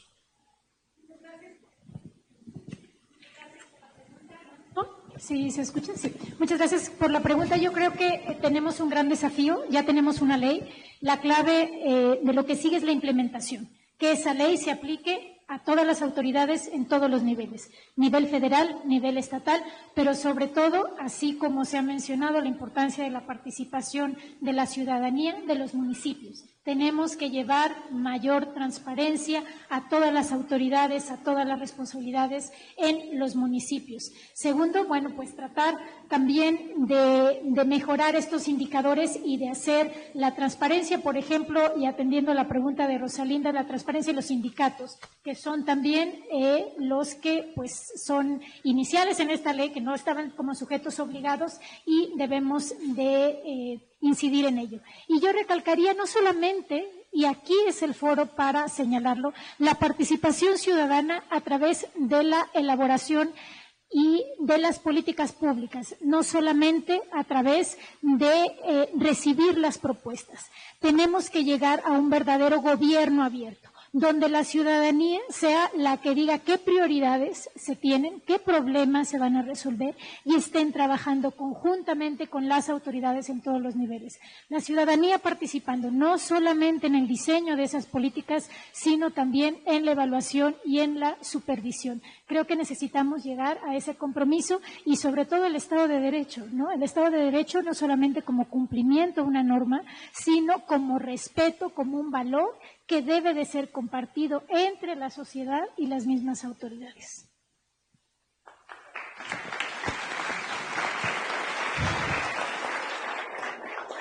Caro Ceres pregunta a César Camacho y Alejandra del Moral, Al llegar al Senado, ¿cuál será su primera iniciativa para que el gobierno funcione mejor?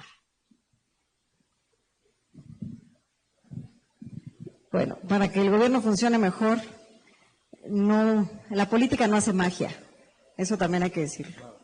La política no hace magia, no es ganar una elección y decir ya mañana se soluciona el problema. Creemos firmemente, estoy segura que hablo por los que estamos de este lado aspirando al Senado de la República, porque somos 4 los que estamos aspirando al Senado de la República.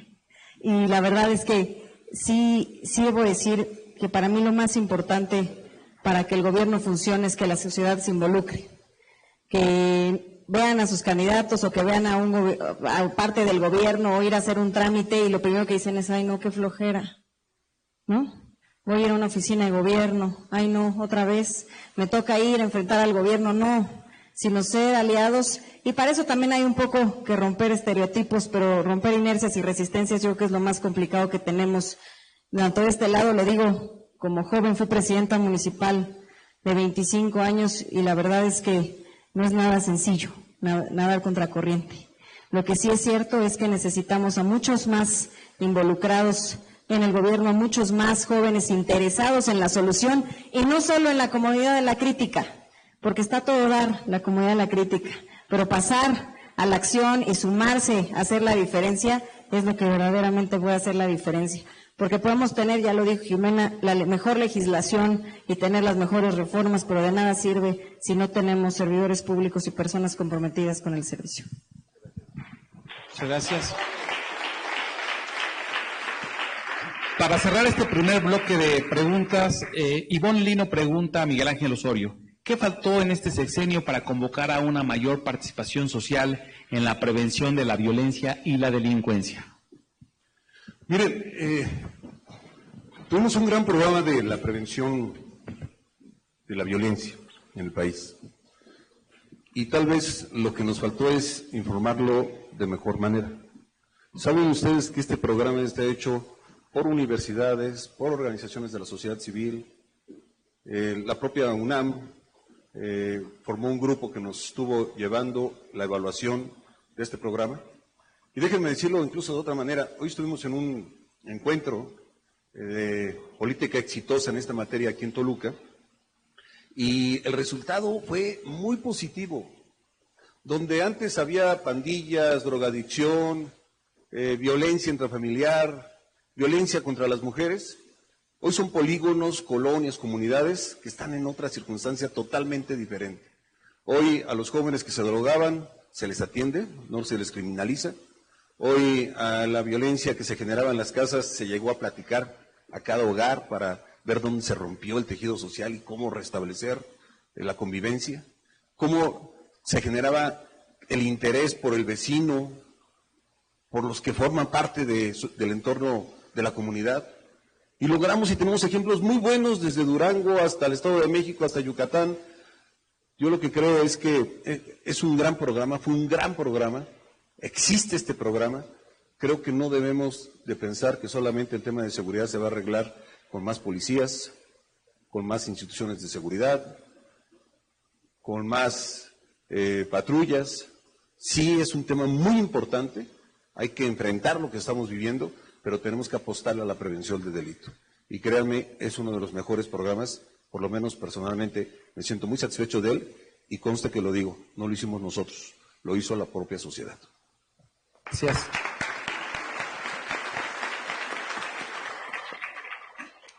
Damos paso a esta segunda etapa de este panel y vamos a volver a escuchar a nuestros expertos y a nuestros candidatos en el siguiente orden. Participa Jimena Puente de la Mora, posteriormente José Fernández Santillán, Miguel Ángel Osorio Chong y finalmente César Camacho.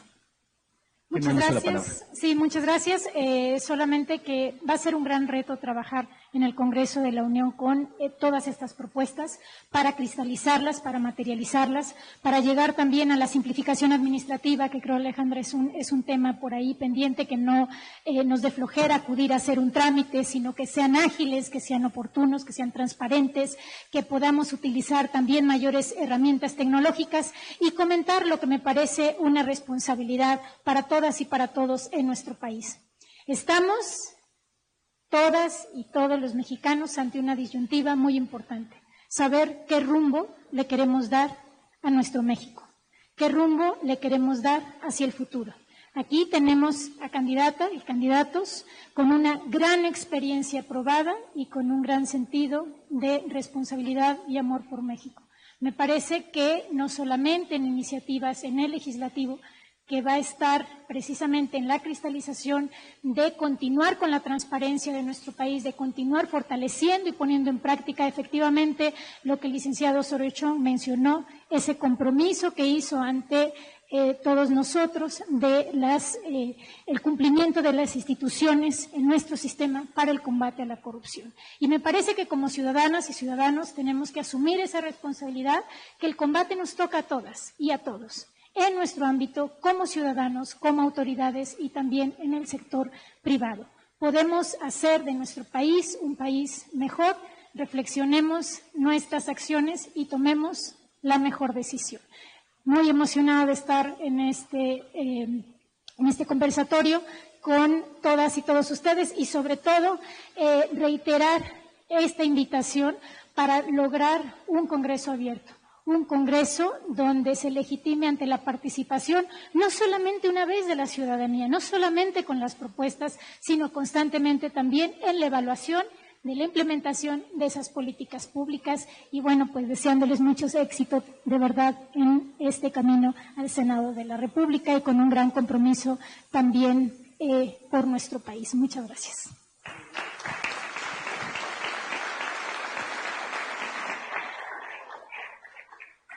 Es el turno del doctor Fernández Santillán.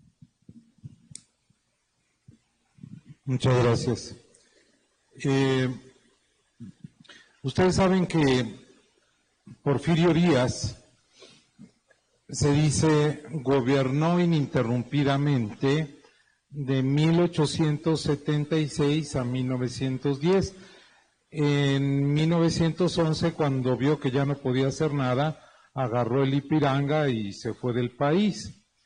Pero no es cierto, porque entre 1880 y 1984 dejó a su compadre Manuel González. Y entonces, pues él lo dejó como títere, pero lo dejó a cargo del gobierno. Y cuando regresó, pues le entregó el escritorio y le dijo, oye compadre, yo aquí en este cajón tenía centenarios y nada más me dejaste uno. Le dijo Manuel González, ay, perdón, es que se me olvidó llevármelo. ¿No? O sea, te quería dejar limpio el escritorio, ¿no? Bueno, el problema es que se trasladó, hay desde luego rupturas del sistema político mexicano con el porfiriato. Indudablemente, el porfiriato fue un régimen de los amigos y para los amigos. El régimen de la revolución lo que hizo fue una política de masas en que pudieron representarse los campesinos, los obreros, creó instituciones, etcétera. Pero pues ustedes saben lo que significa el verbo carrancear, ¿no? Con carrancear quiere decir robar, ¿no? Entonces el porfiriato estableció un puente y nos heredó el problema de la corrupción. Si hoy estamos hablando de eso es que es un problema histórico y especialistas en la materia, historiadores, tanto mexicanos como norteamericanos, pues nos dicen que es un problema histórico. Entonces tiene raíces profundas.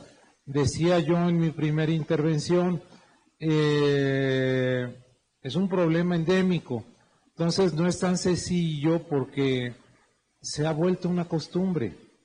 Entonces, Hoy aquí estamos pensando cómo abatirlo, pero pues todos hemos tenido que entrarle con el policía, con los trámites, con un sinfín de cosas que los mexicanos resolvemos a través del problema del tema de la corrupción, ¿no?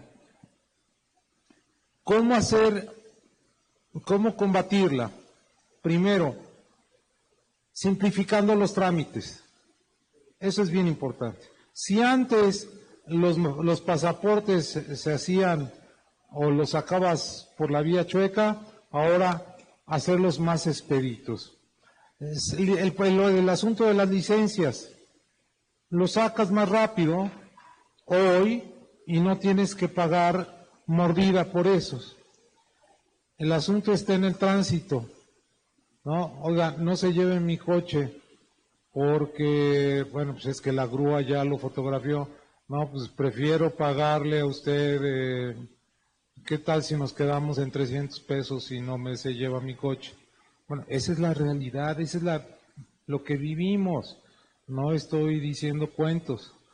En la Ciudad de México se ha vuelto un problemón porque en las delegaciones la corrupción se ha vuelto endémica para sacar permisos, para sacar, si quieres poner un negocio tienes que entrarle, si quieres hacer una construcción tienes que entrarle, etcétera, ¿no?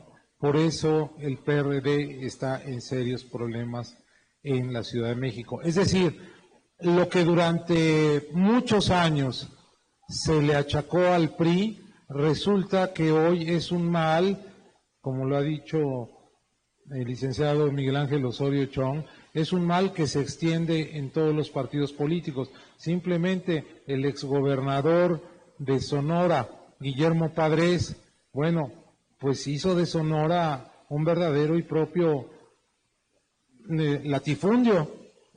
No era de él Sonora. Entonces, otra cuestión fundamental, educación cívica. Educación para la legalidad, pero también educación cívica. Y quiero señalar lo siguiente.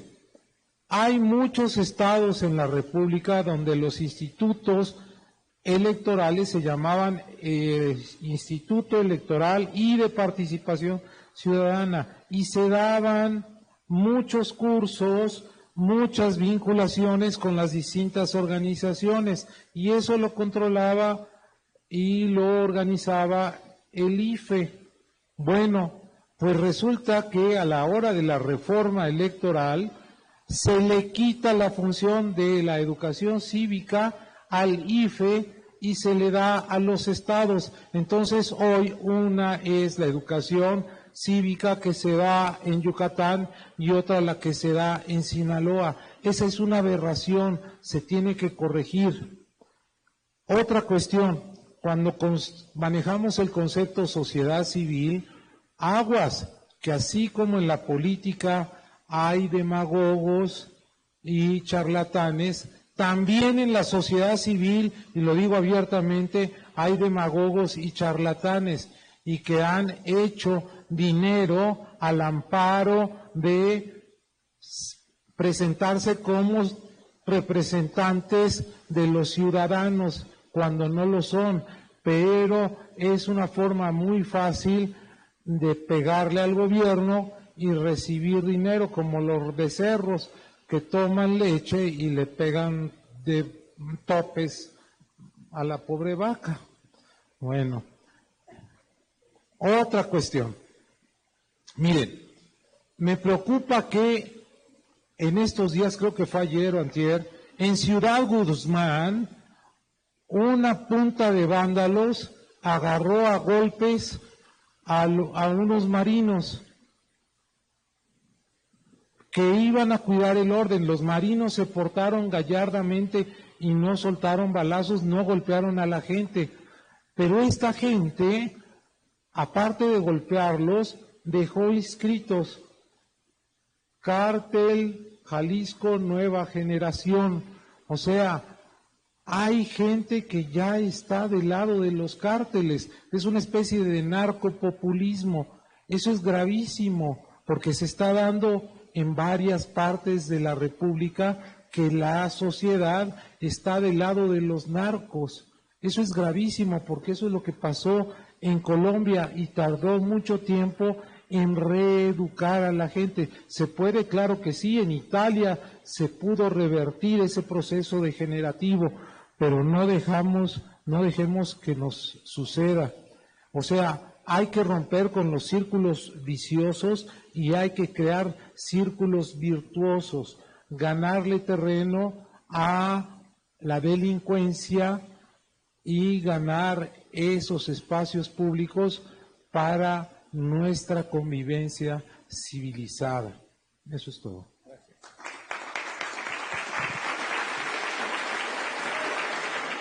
Con su segunda intervención, Miguel Ángel Osorio Chong.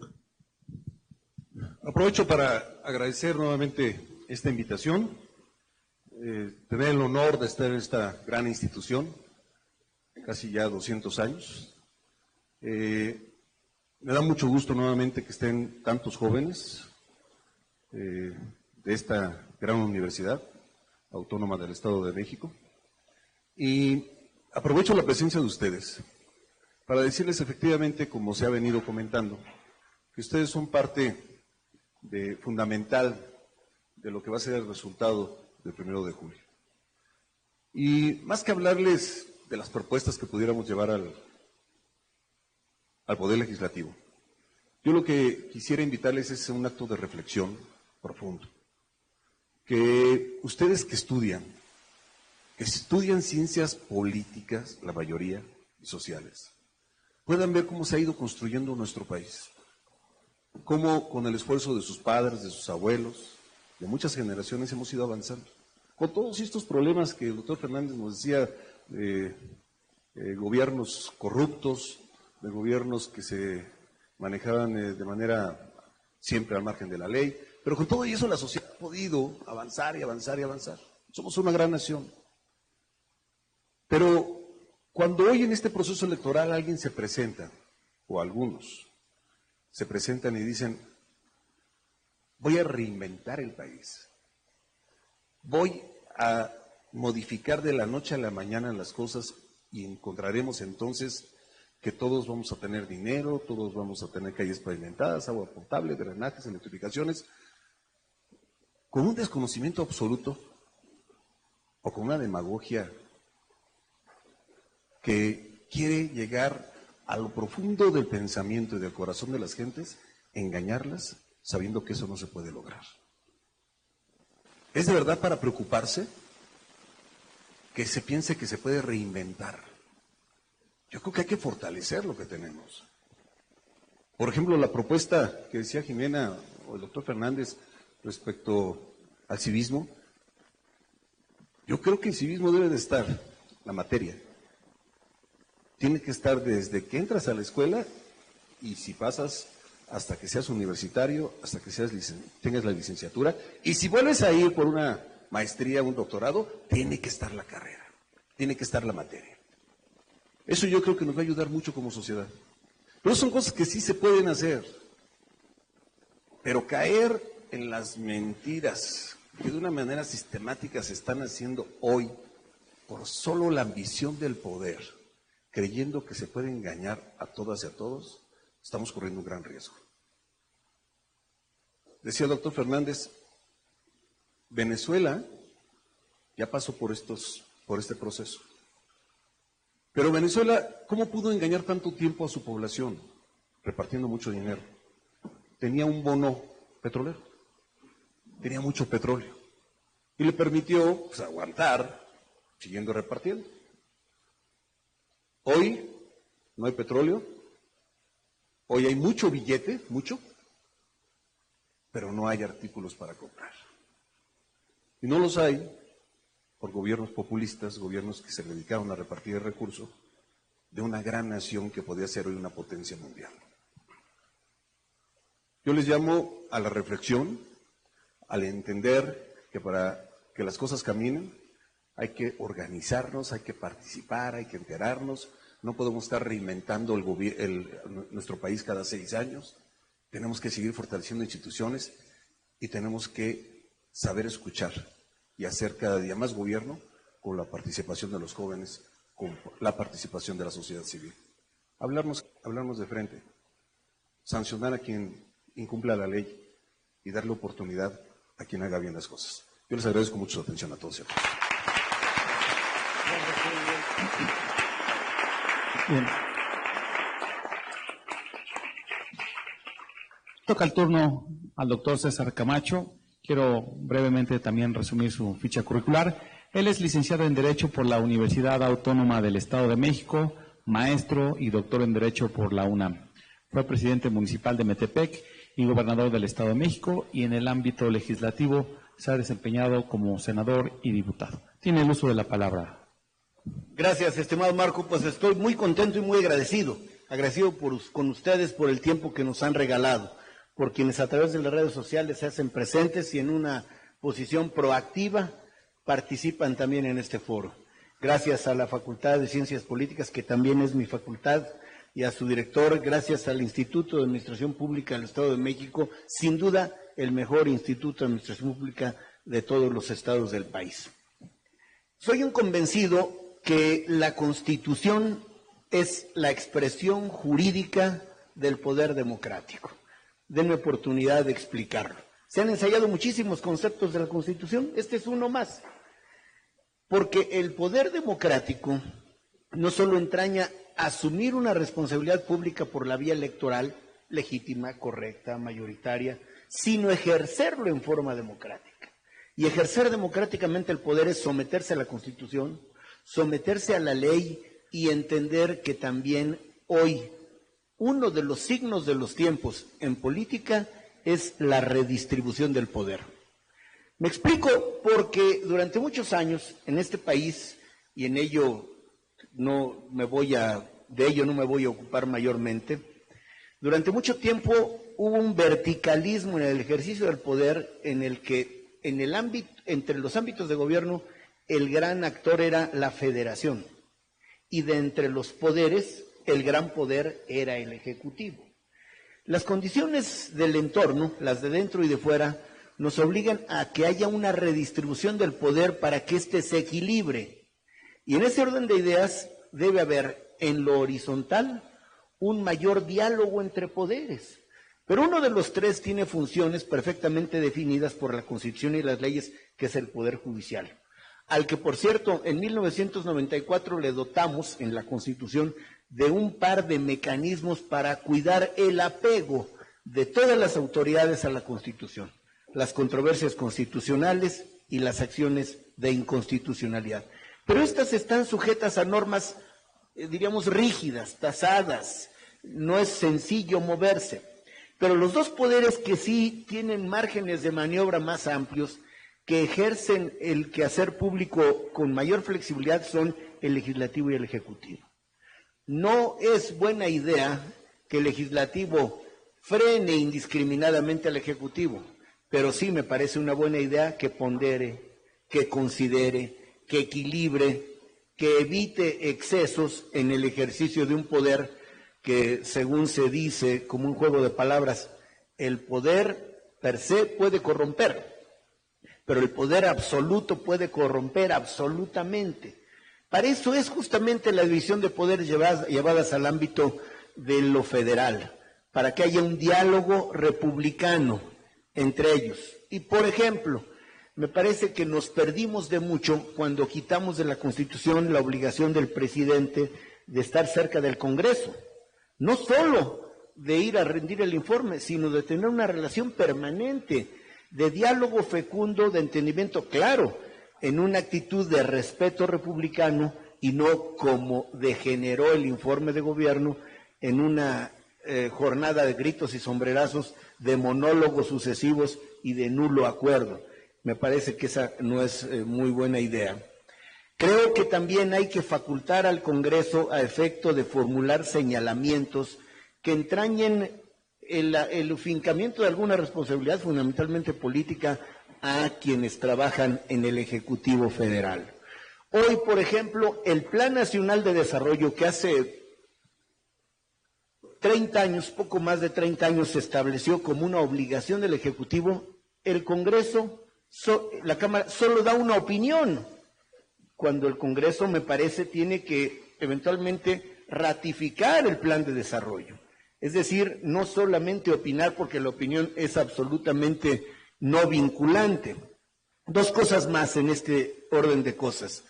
El Senado participa en la ratificación de los tratados internacionales, pero no participa en la negociación. Es decir, el Senado solo tiene dos opciones, ratificar o no. En consecuencia, si el Senado, porque ese es el origen de esta Cámara, representa a la Federación, a la Unión, vale la pena considerar la posibilidad de que el Senado participe con la fuerza de su pluralismo y el apoyo de los estados en la elaboración de los tratados que más temprano que tarde van a formar parte del orden jurídico nacional, con una cuestión que es muy importante y que no es de toda la vida, sino de 2011 para acá, la nueva jerarquía del orden jurídico. Me explico. Los tratados internacionales tienen jerarquía exactamente debajo de la Constitución. O sea, estamos hablando de normas jurídicas de gran entidad normativa, de modo que si el Senado y la Cámara participan en la elaboración de leyes, ¿por qué no permitir que el Senado participe en la negociación de un documento que va a ser obligatorio y vinculante para las autoridades, y no solo para las autoridades, para los ciudadanos? Esto es por lo que hace a la relación horizontal entre legislativo, ejecutivo y judicial, pero creo que también se tiene que replantear la relación entre federación, estados y municipios. El gran protagonista, lo dije, de la vida nacional era la federación. ¿Qué decir de los estados? Muy poco, y de los municipios casi testimonial su participación. Se ha ido abriendo paso, sobre todo el municipio mexicano a partir de la reforma de 1983. Pero quiero recordarles que el año próximo se van a cumplir 500 años del primer municipio en América, justamente en lo que hoy es México, la Villa Rica de la Veracruz. Entonces, el mejor homenaje al municipio mexicano creo que puede pasar por una profunda reforma al municipalismo, no para hostilizar a los estados y a la federación, sino para articular de mejor manera las facultades de unos y otros, porque quienes hemos tenido la oportunidad de servir en un municipio estamos absolutamente seguros que se le tiene que fortalecer, porque es el ámbito de gobierno que tiene la mayor demanda de reacción inmediata a las necesidades de la gente. Por lo tanto, creo que el reto para evitar disparidades o desequilibrios, porque si hoy la federación sigue siendo mandamás, grave sería que ahora pretendiéramos que lo fueran los municipios. El reto es equilibrar, es distribuir la competencia entre los tres ámbitos de gobierno, de modo que, por ejemplo, a nadie se le ocurriría que la seguridad nacional no estuviera en manos de la federación, por supuesto, y exclusivamente en manos de la federación. Entonces, hay tres tipos de facultades claramente definidas: las facultades exclusivas, las facultades concurrentes y las facultades coincidentes. No los voy a bromar con cuestiones jurídicas, lo que digo es, el reto es equilibrar de modo que el ejercicio de las facultades de mayor impacto ciudadano lo tengan los municipios, que las facultades que son la bisagra entre lo local y lo federal la tengan los estados y la federación tenga aquellas que articulan los tres ámbitos de gobierno. En pocas palabras, es un nuevo sistema de distribución competencial. Perdón el dato, en la Constitución de 1824 no hubo ni una mención de esto. En la del 57 y en la del 17, pálidas menciones que se han ido lamentablemente perdiendo con el paso de los años, con una modificación reiterada al artículo 73, por cierto, el más reformado de nuestra Constitución. ¿Cuál ha sido el problema? Que se ha reformado aisladamente, no con una visión de conjunto, es decir, dicho coloquialmente, quitando y poniendo parches, en lugar de tener una visión general que llegue a un nuevo esquema de competencias. Dos cosas más. La gobernanza, a decir de los que saben, entraña la participación de la sociedad, de las organizaciones de la sociedad civil, de la academia en la tarea delicada de gobernar. Parece frase hecha, pero la política es tan delicada que no hay que dejársela solo a los políticos.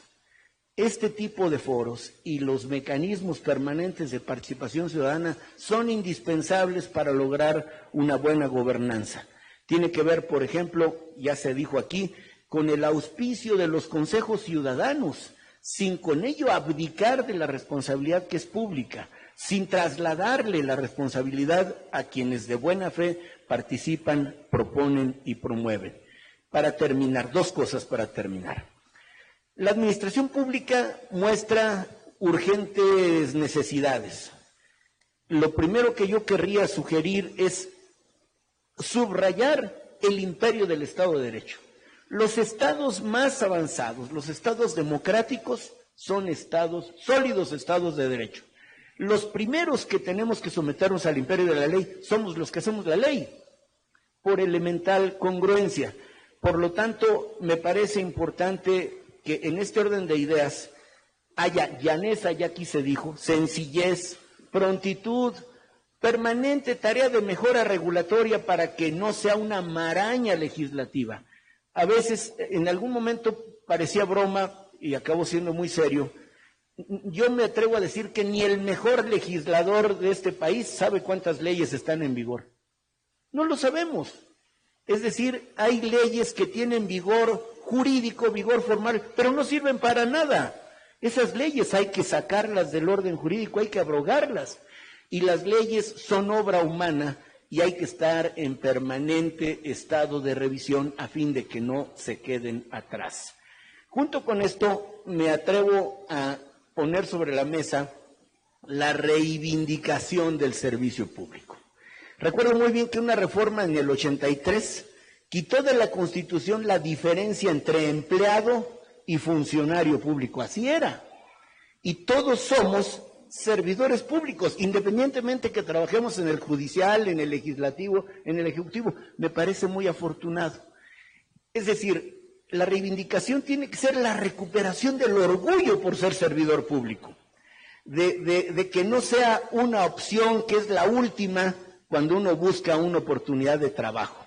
O sea, trabajar en el gobierno, en la administración pública, debe ser tinte de orgullo y de satisfacción. No es la última oportunidad ni convertirse en alguien que espera religiosamente su cheque cada 15 días.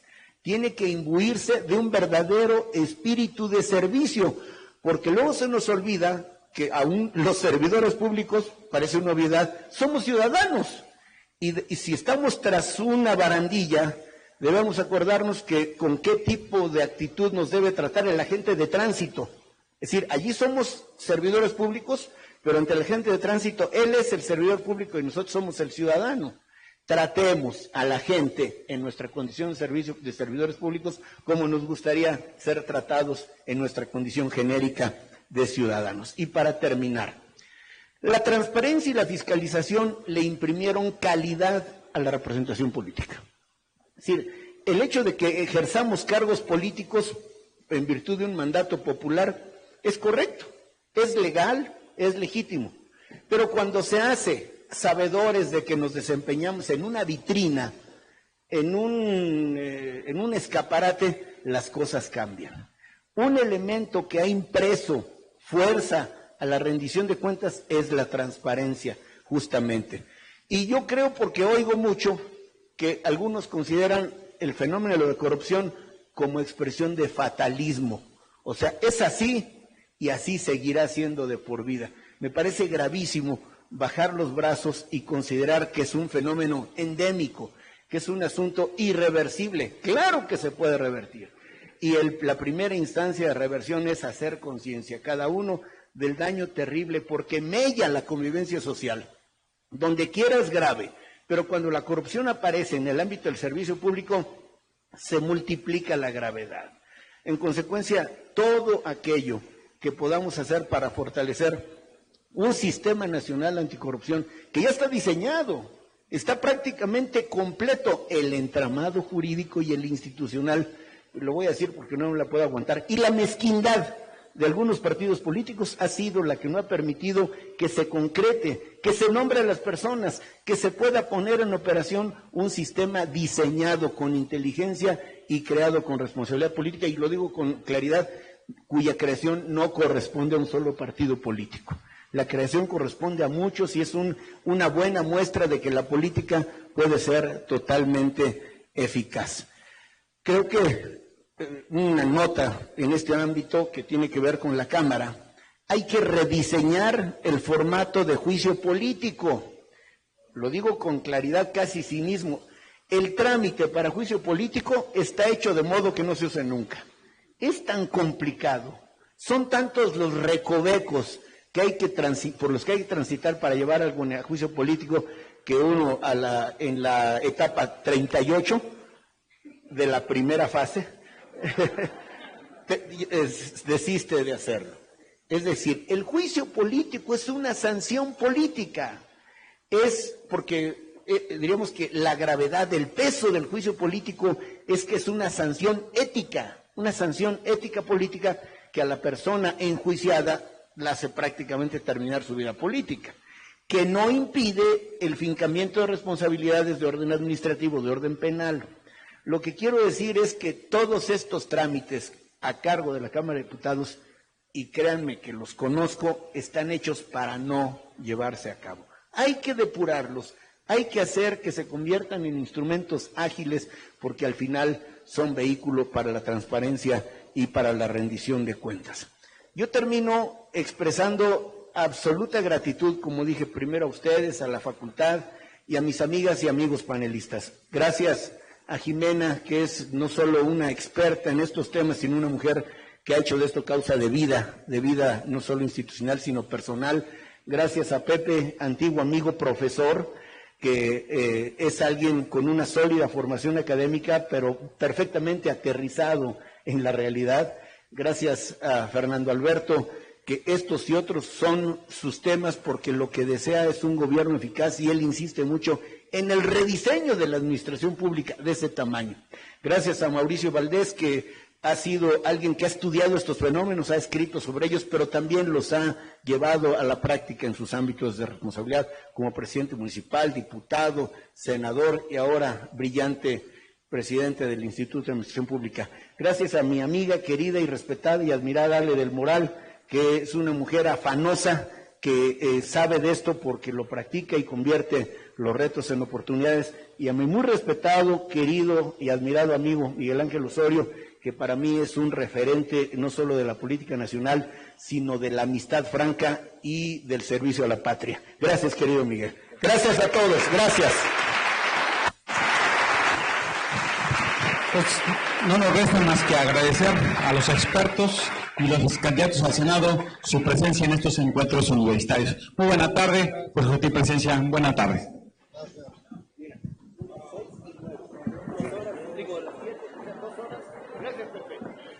Policías para que ellos cuiden de nosotros, con 19 reformas y una ley nueva para mejorar nuestros hábitos sociales. Sanar al policía.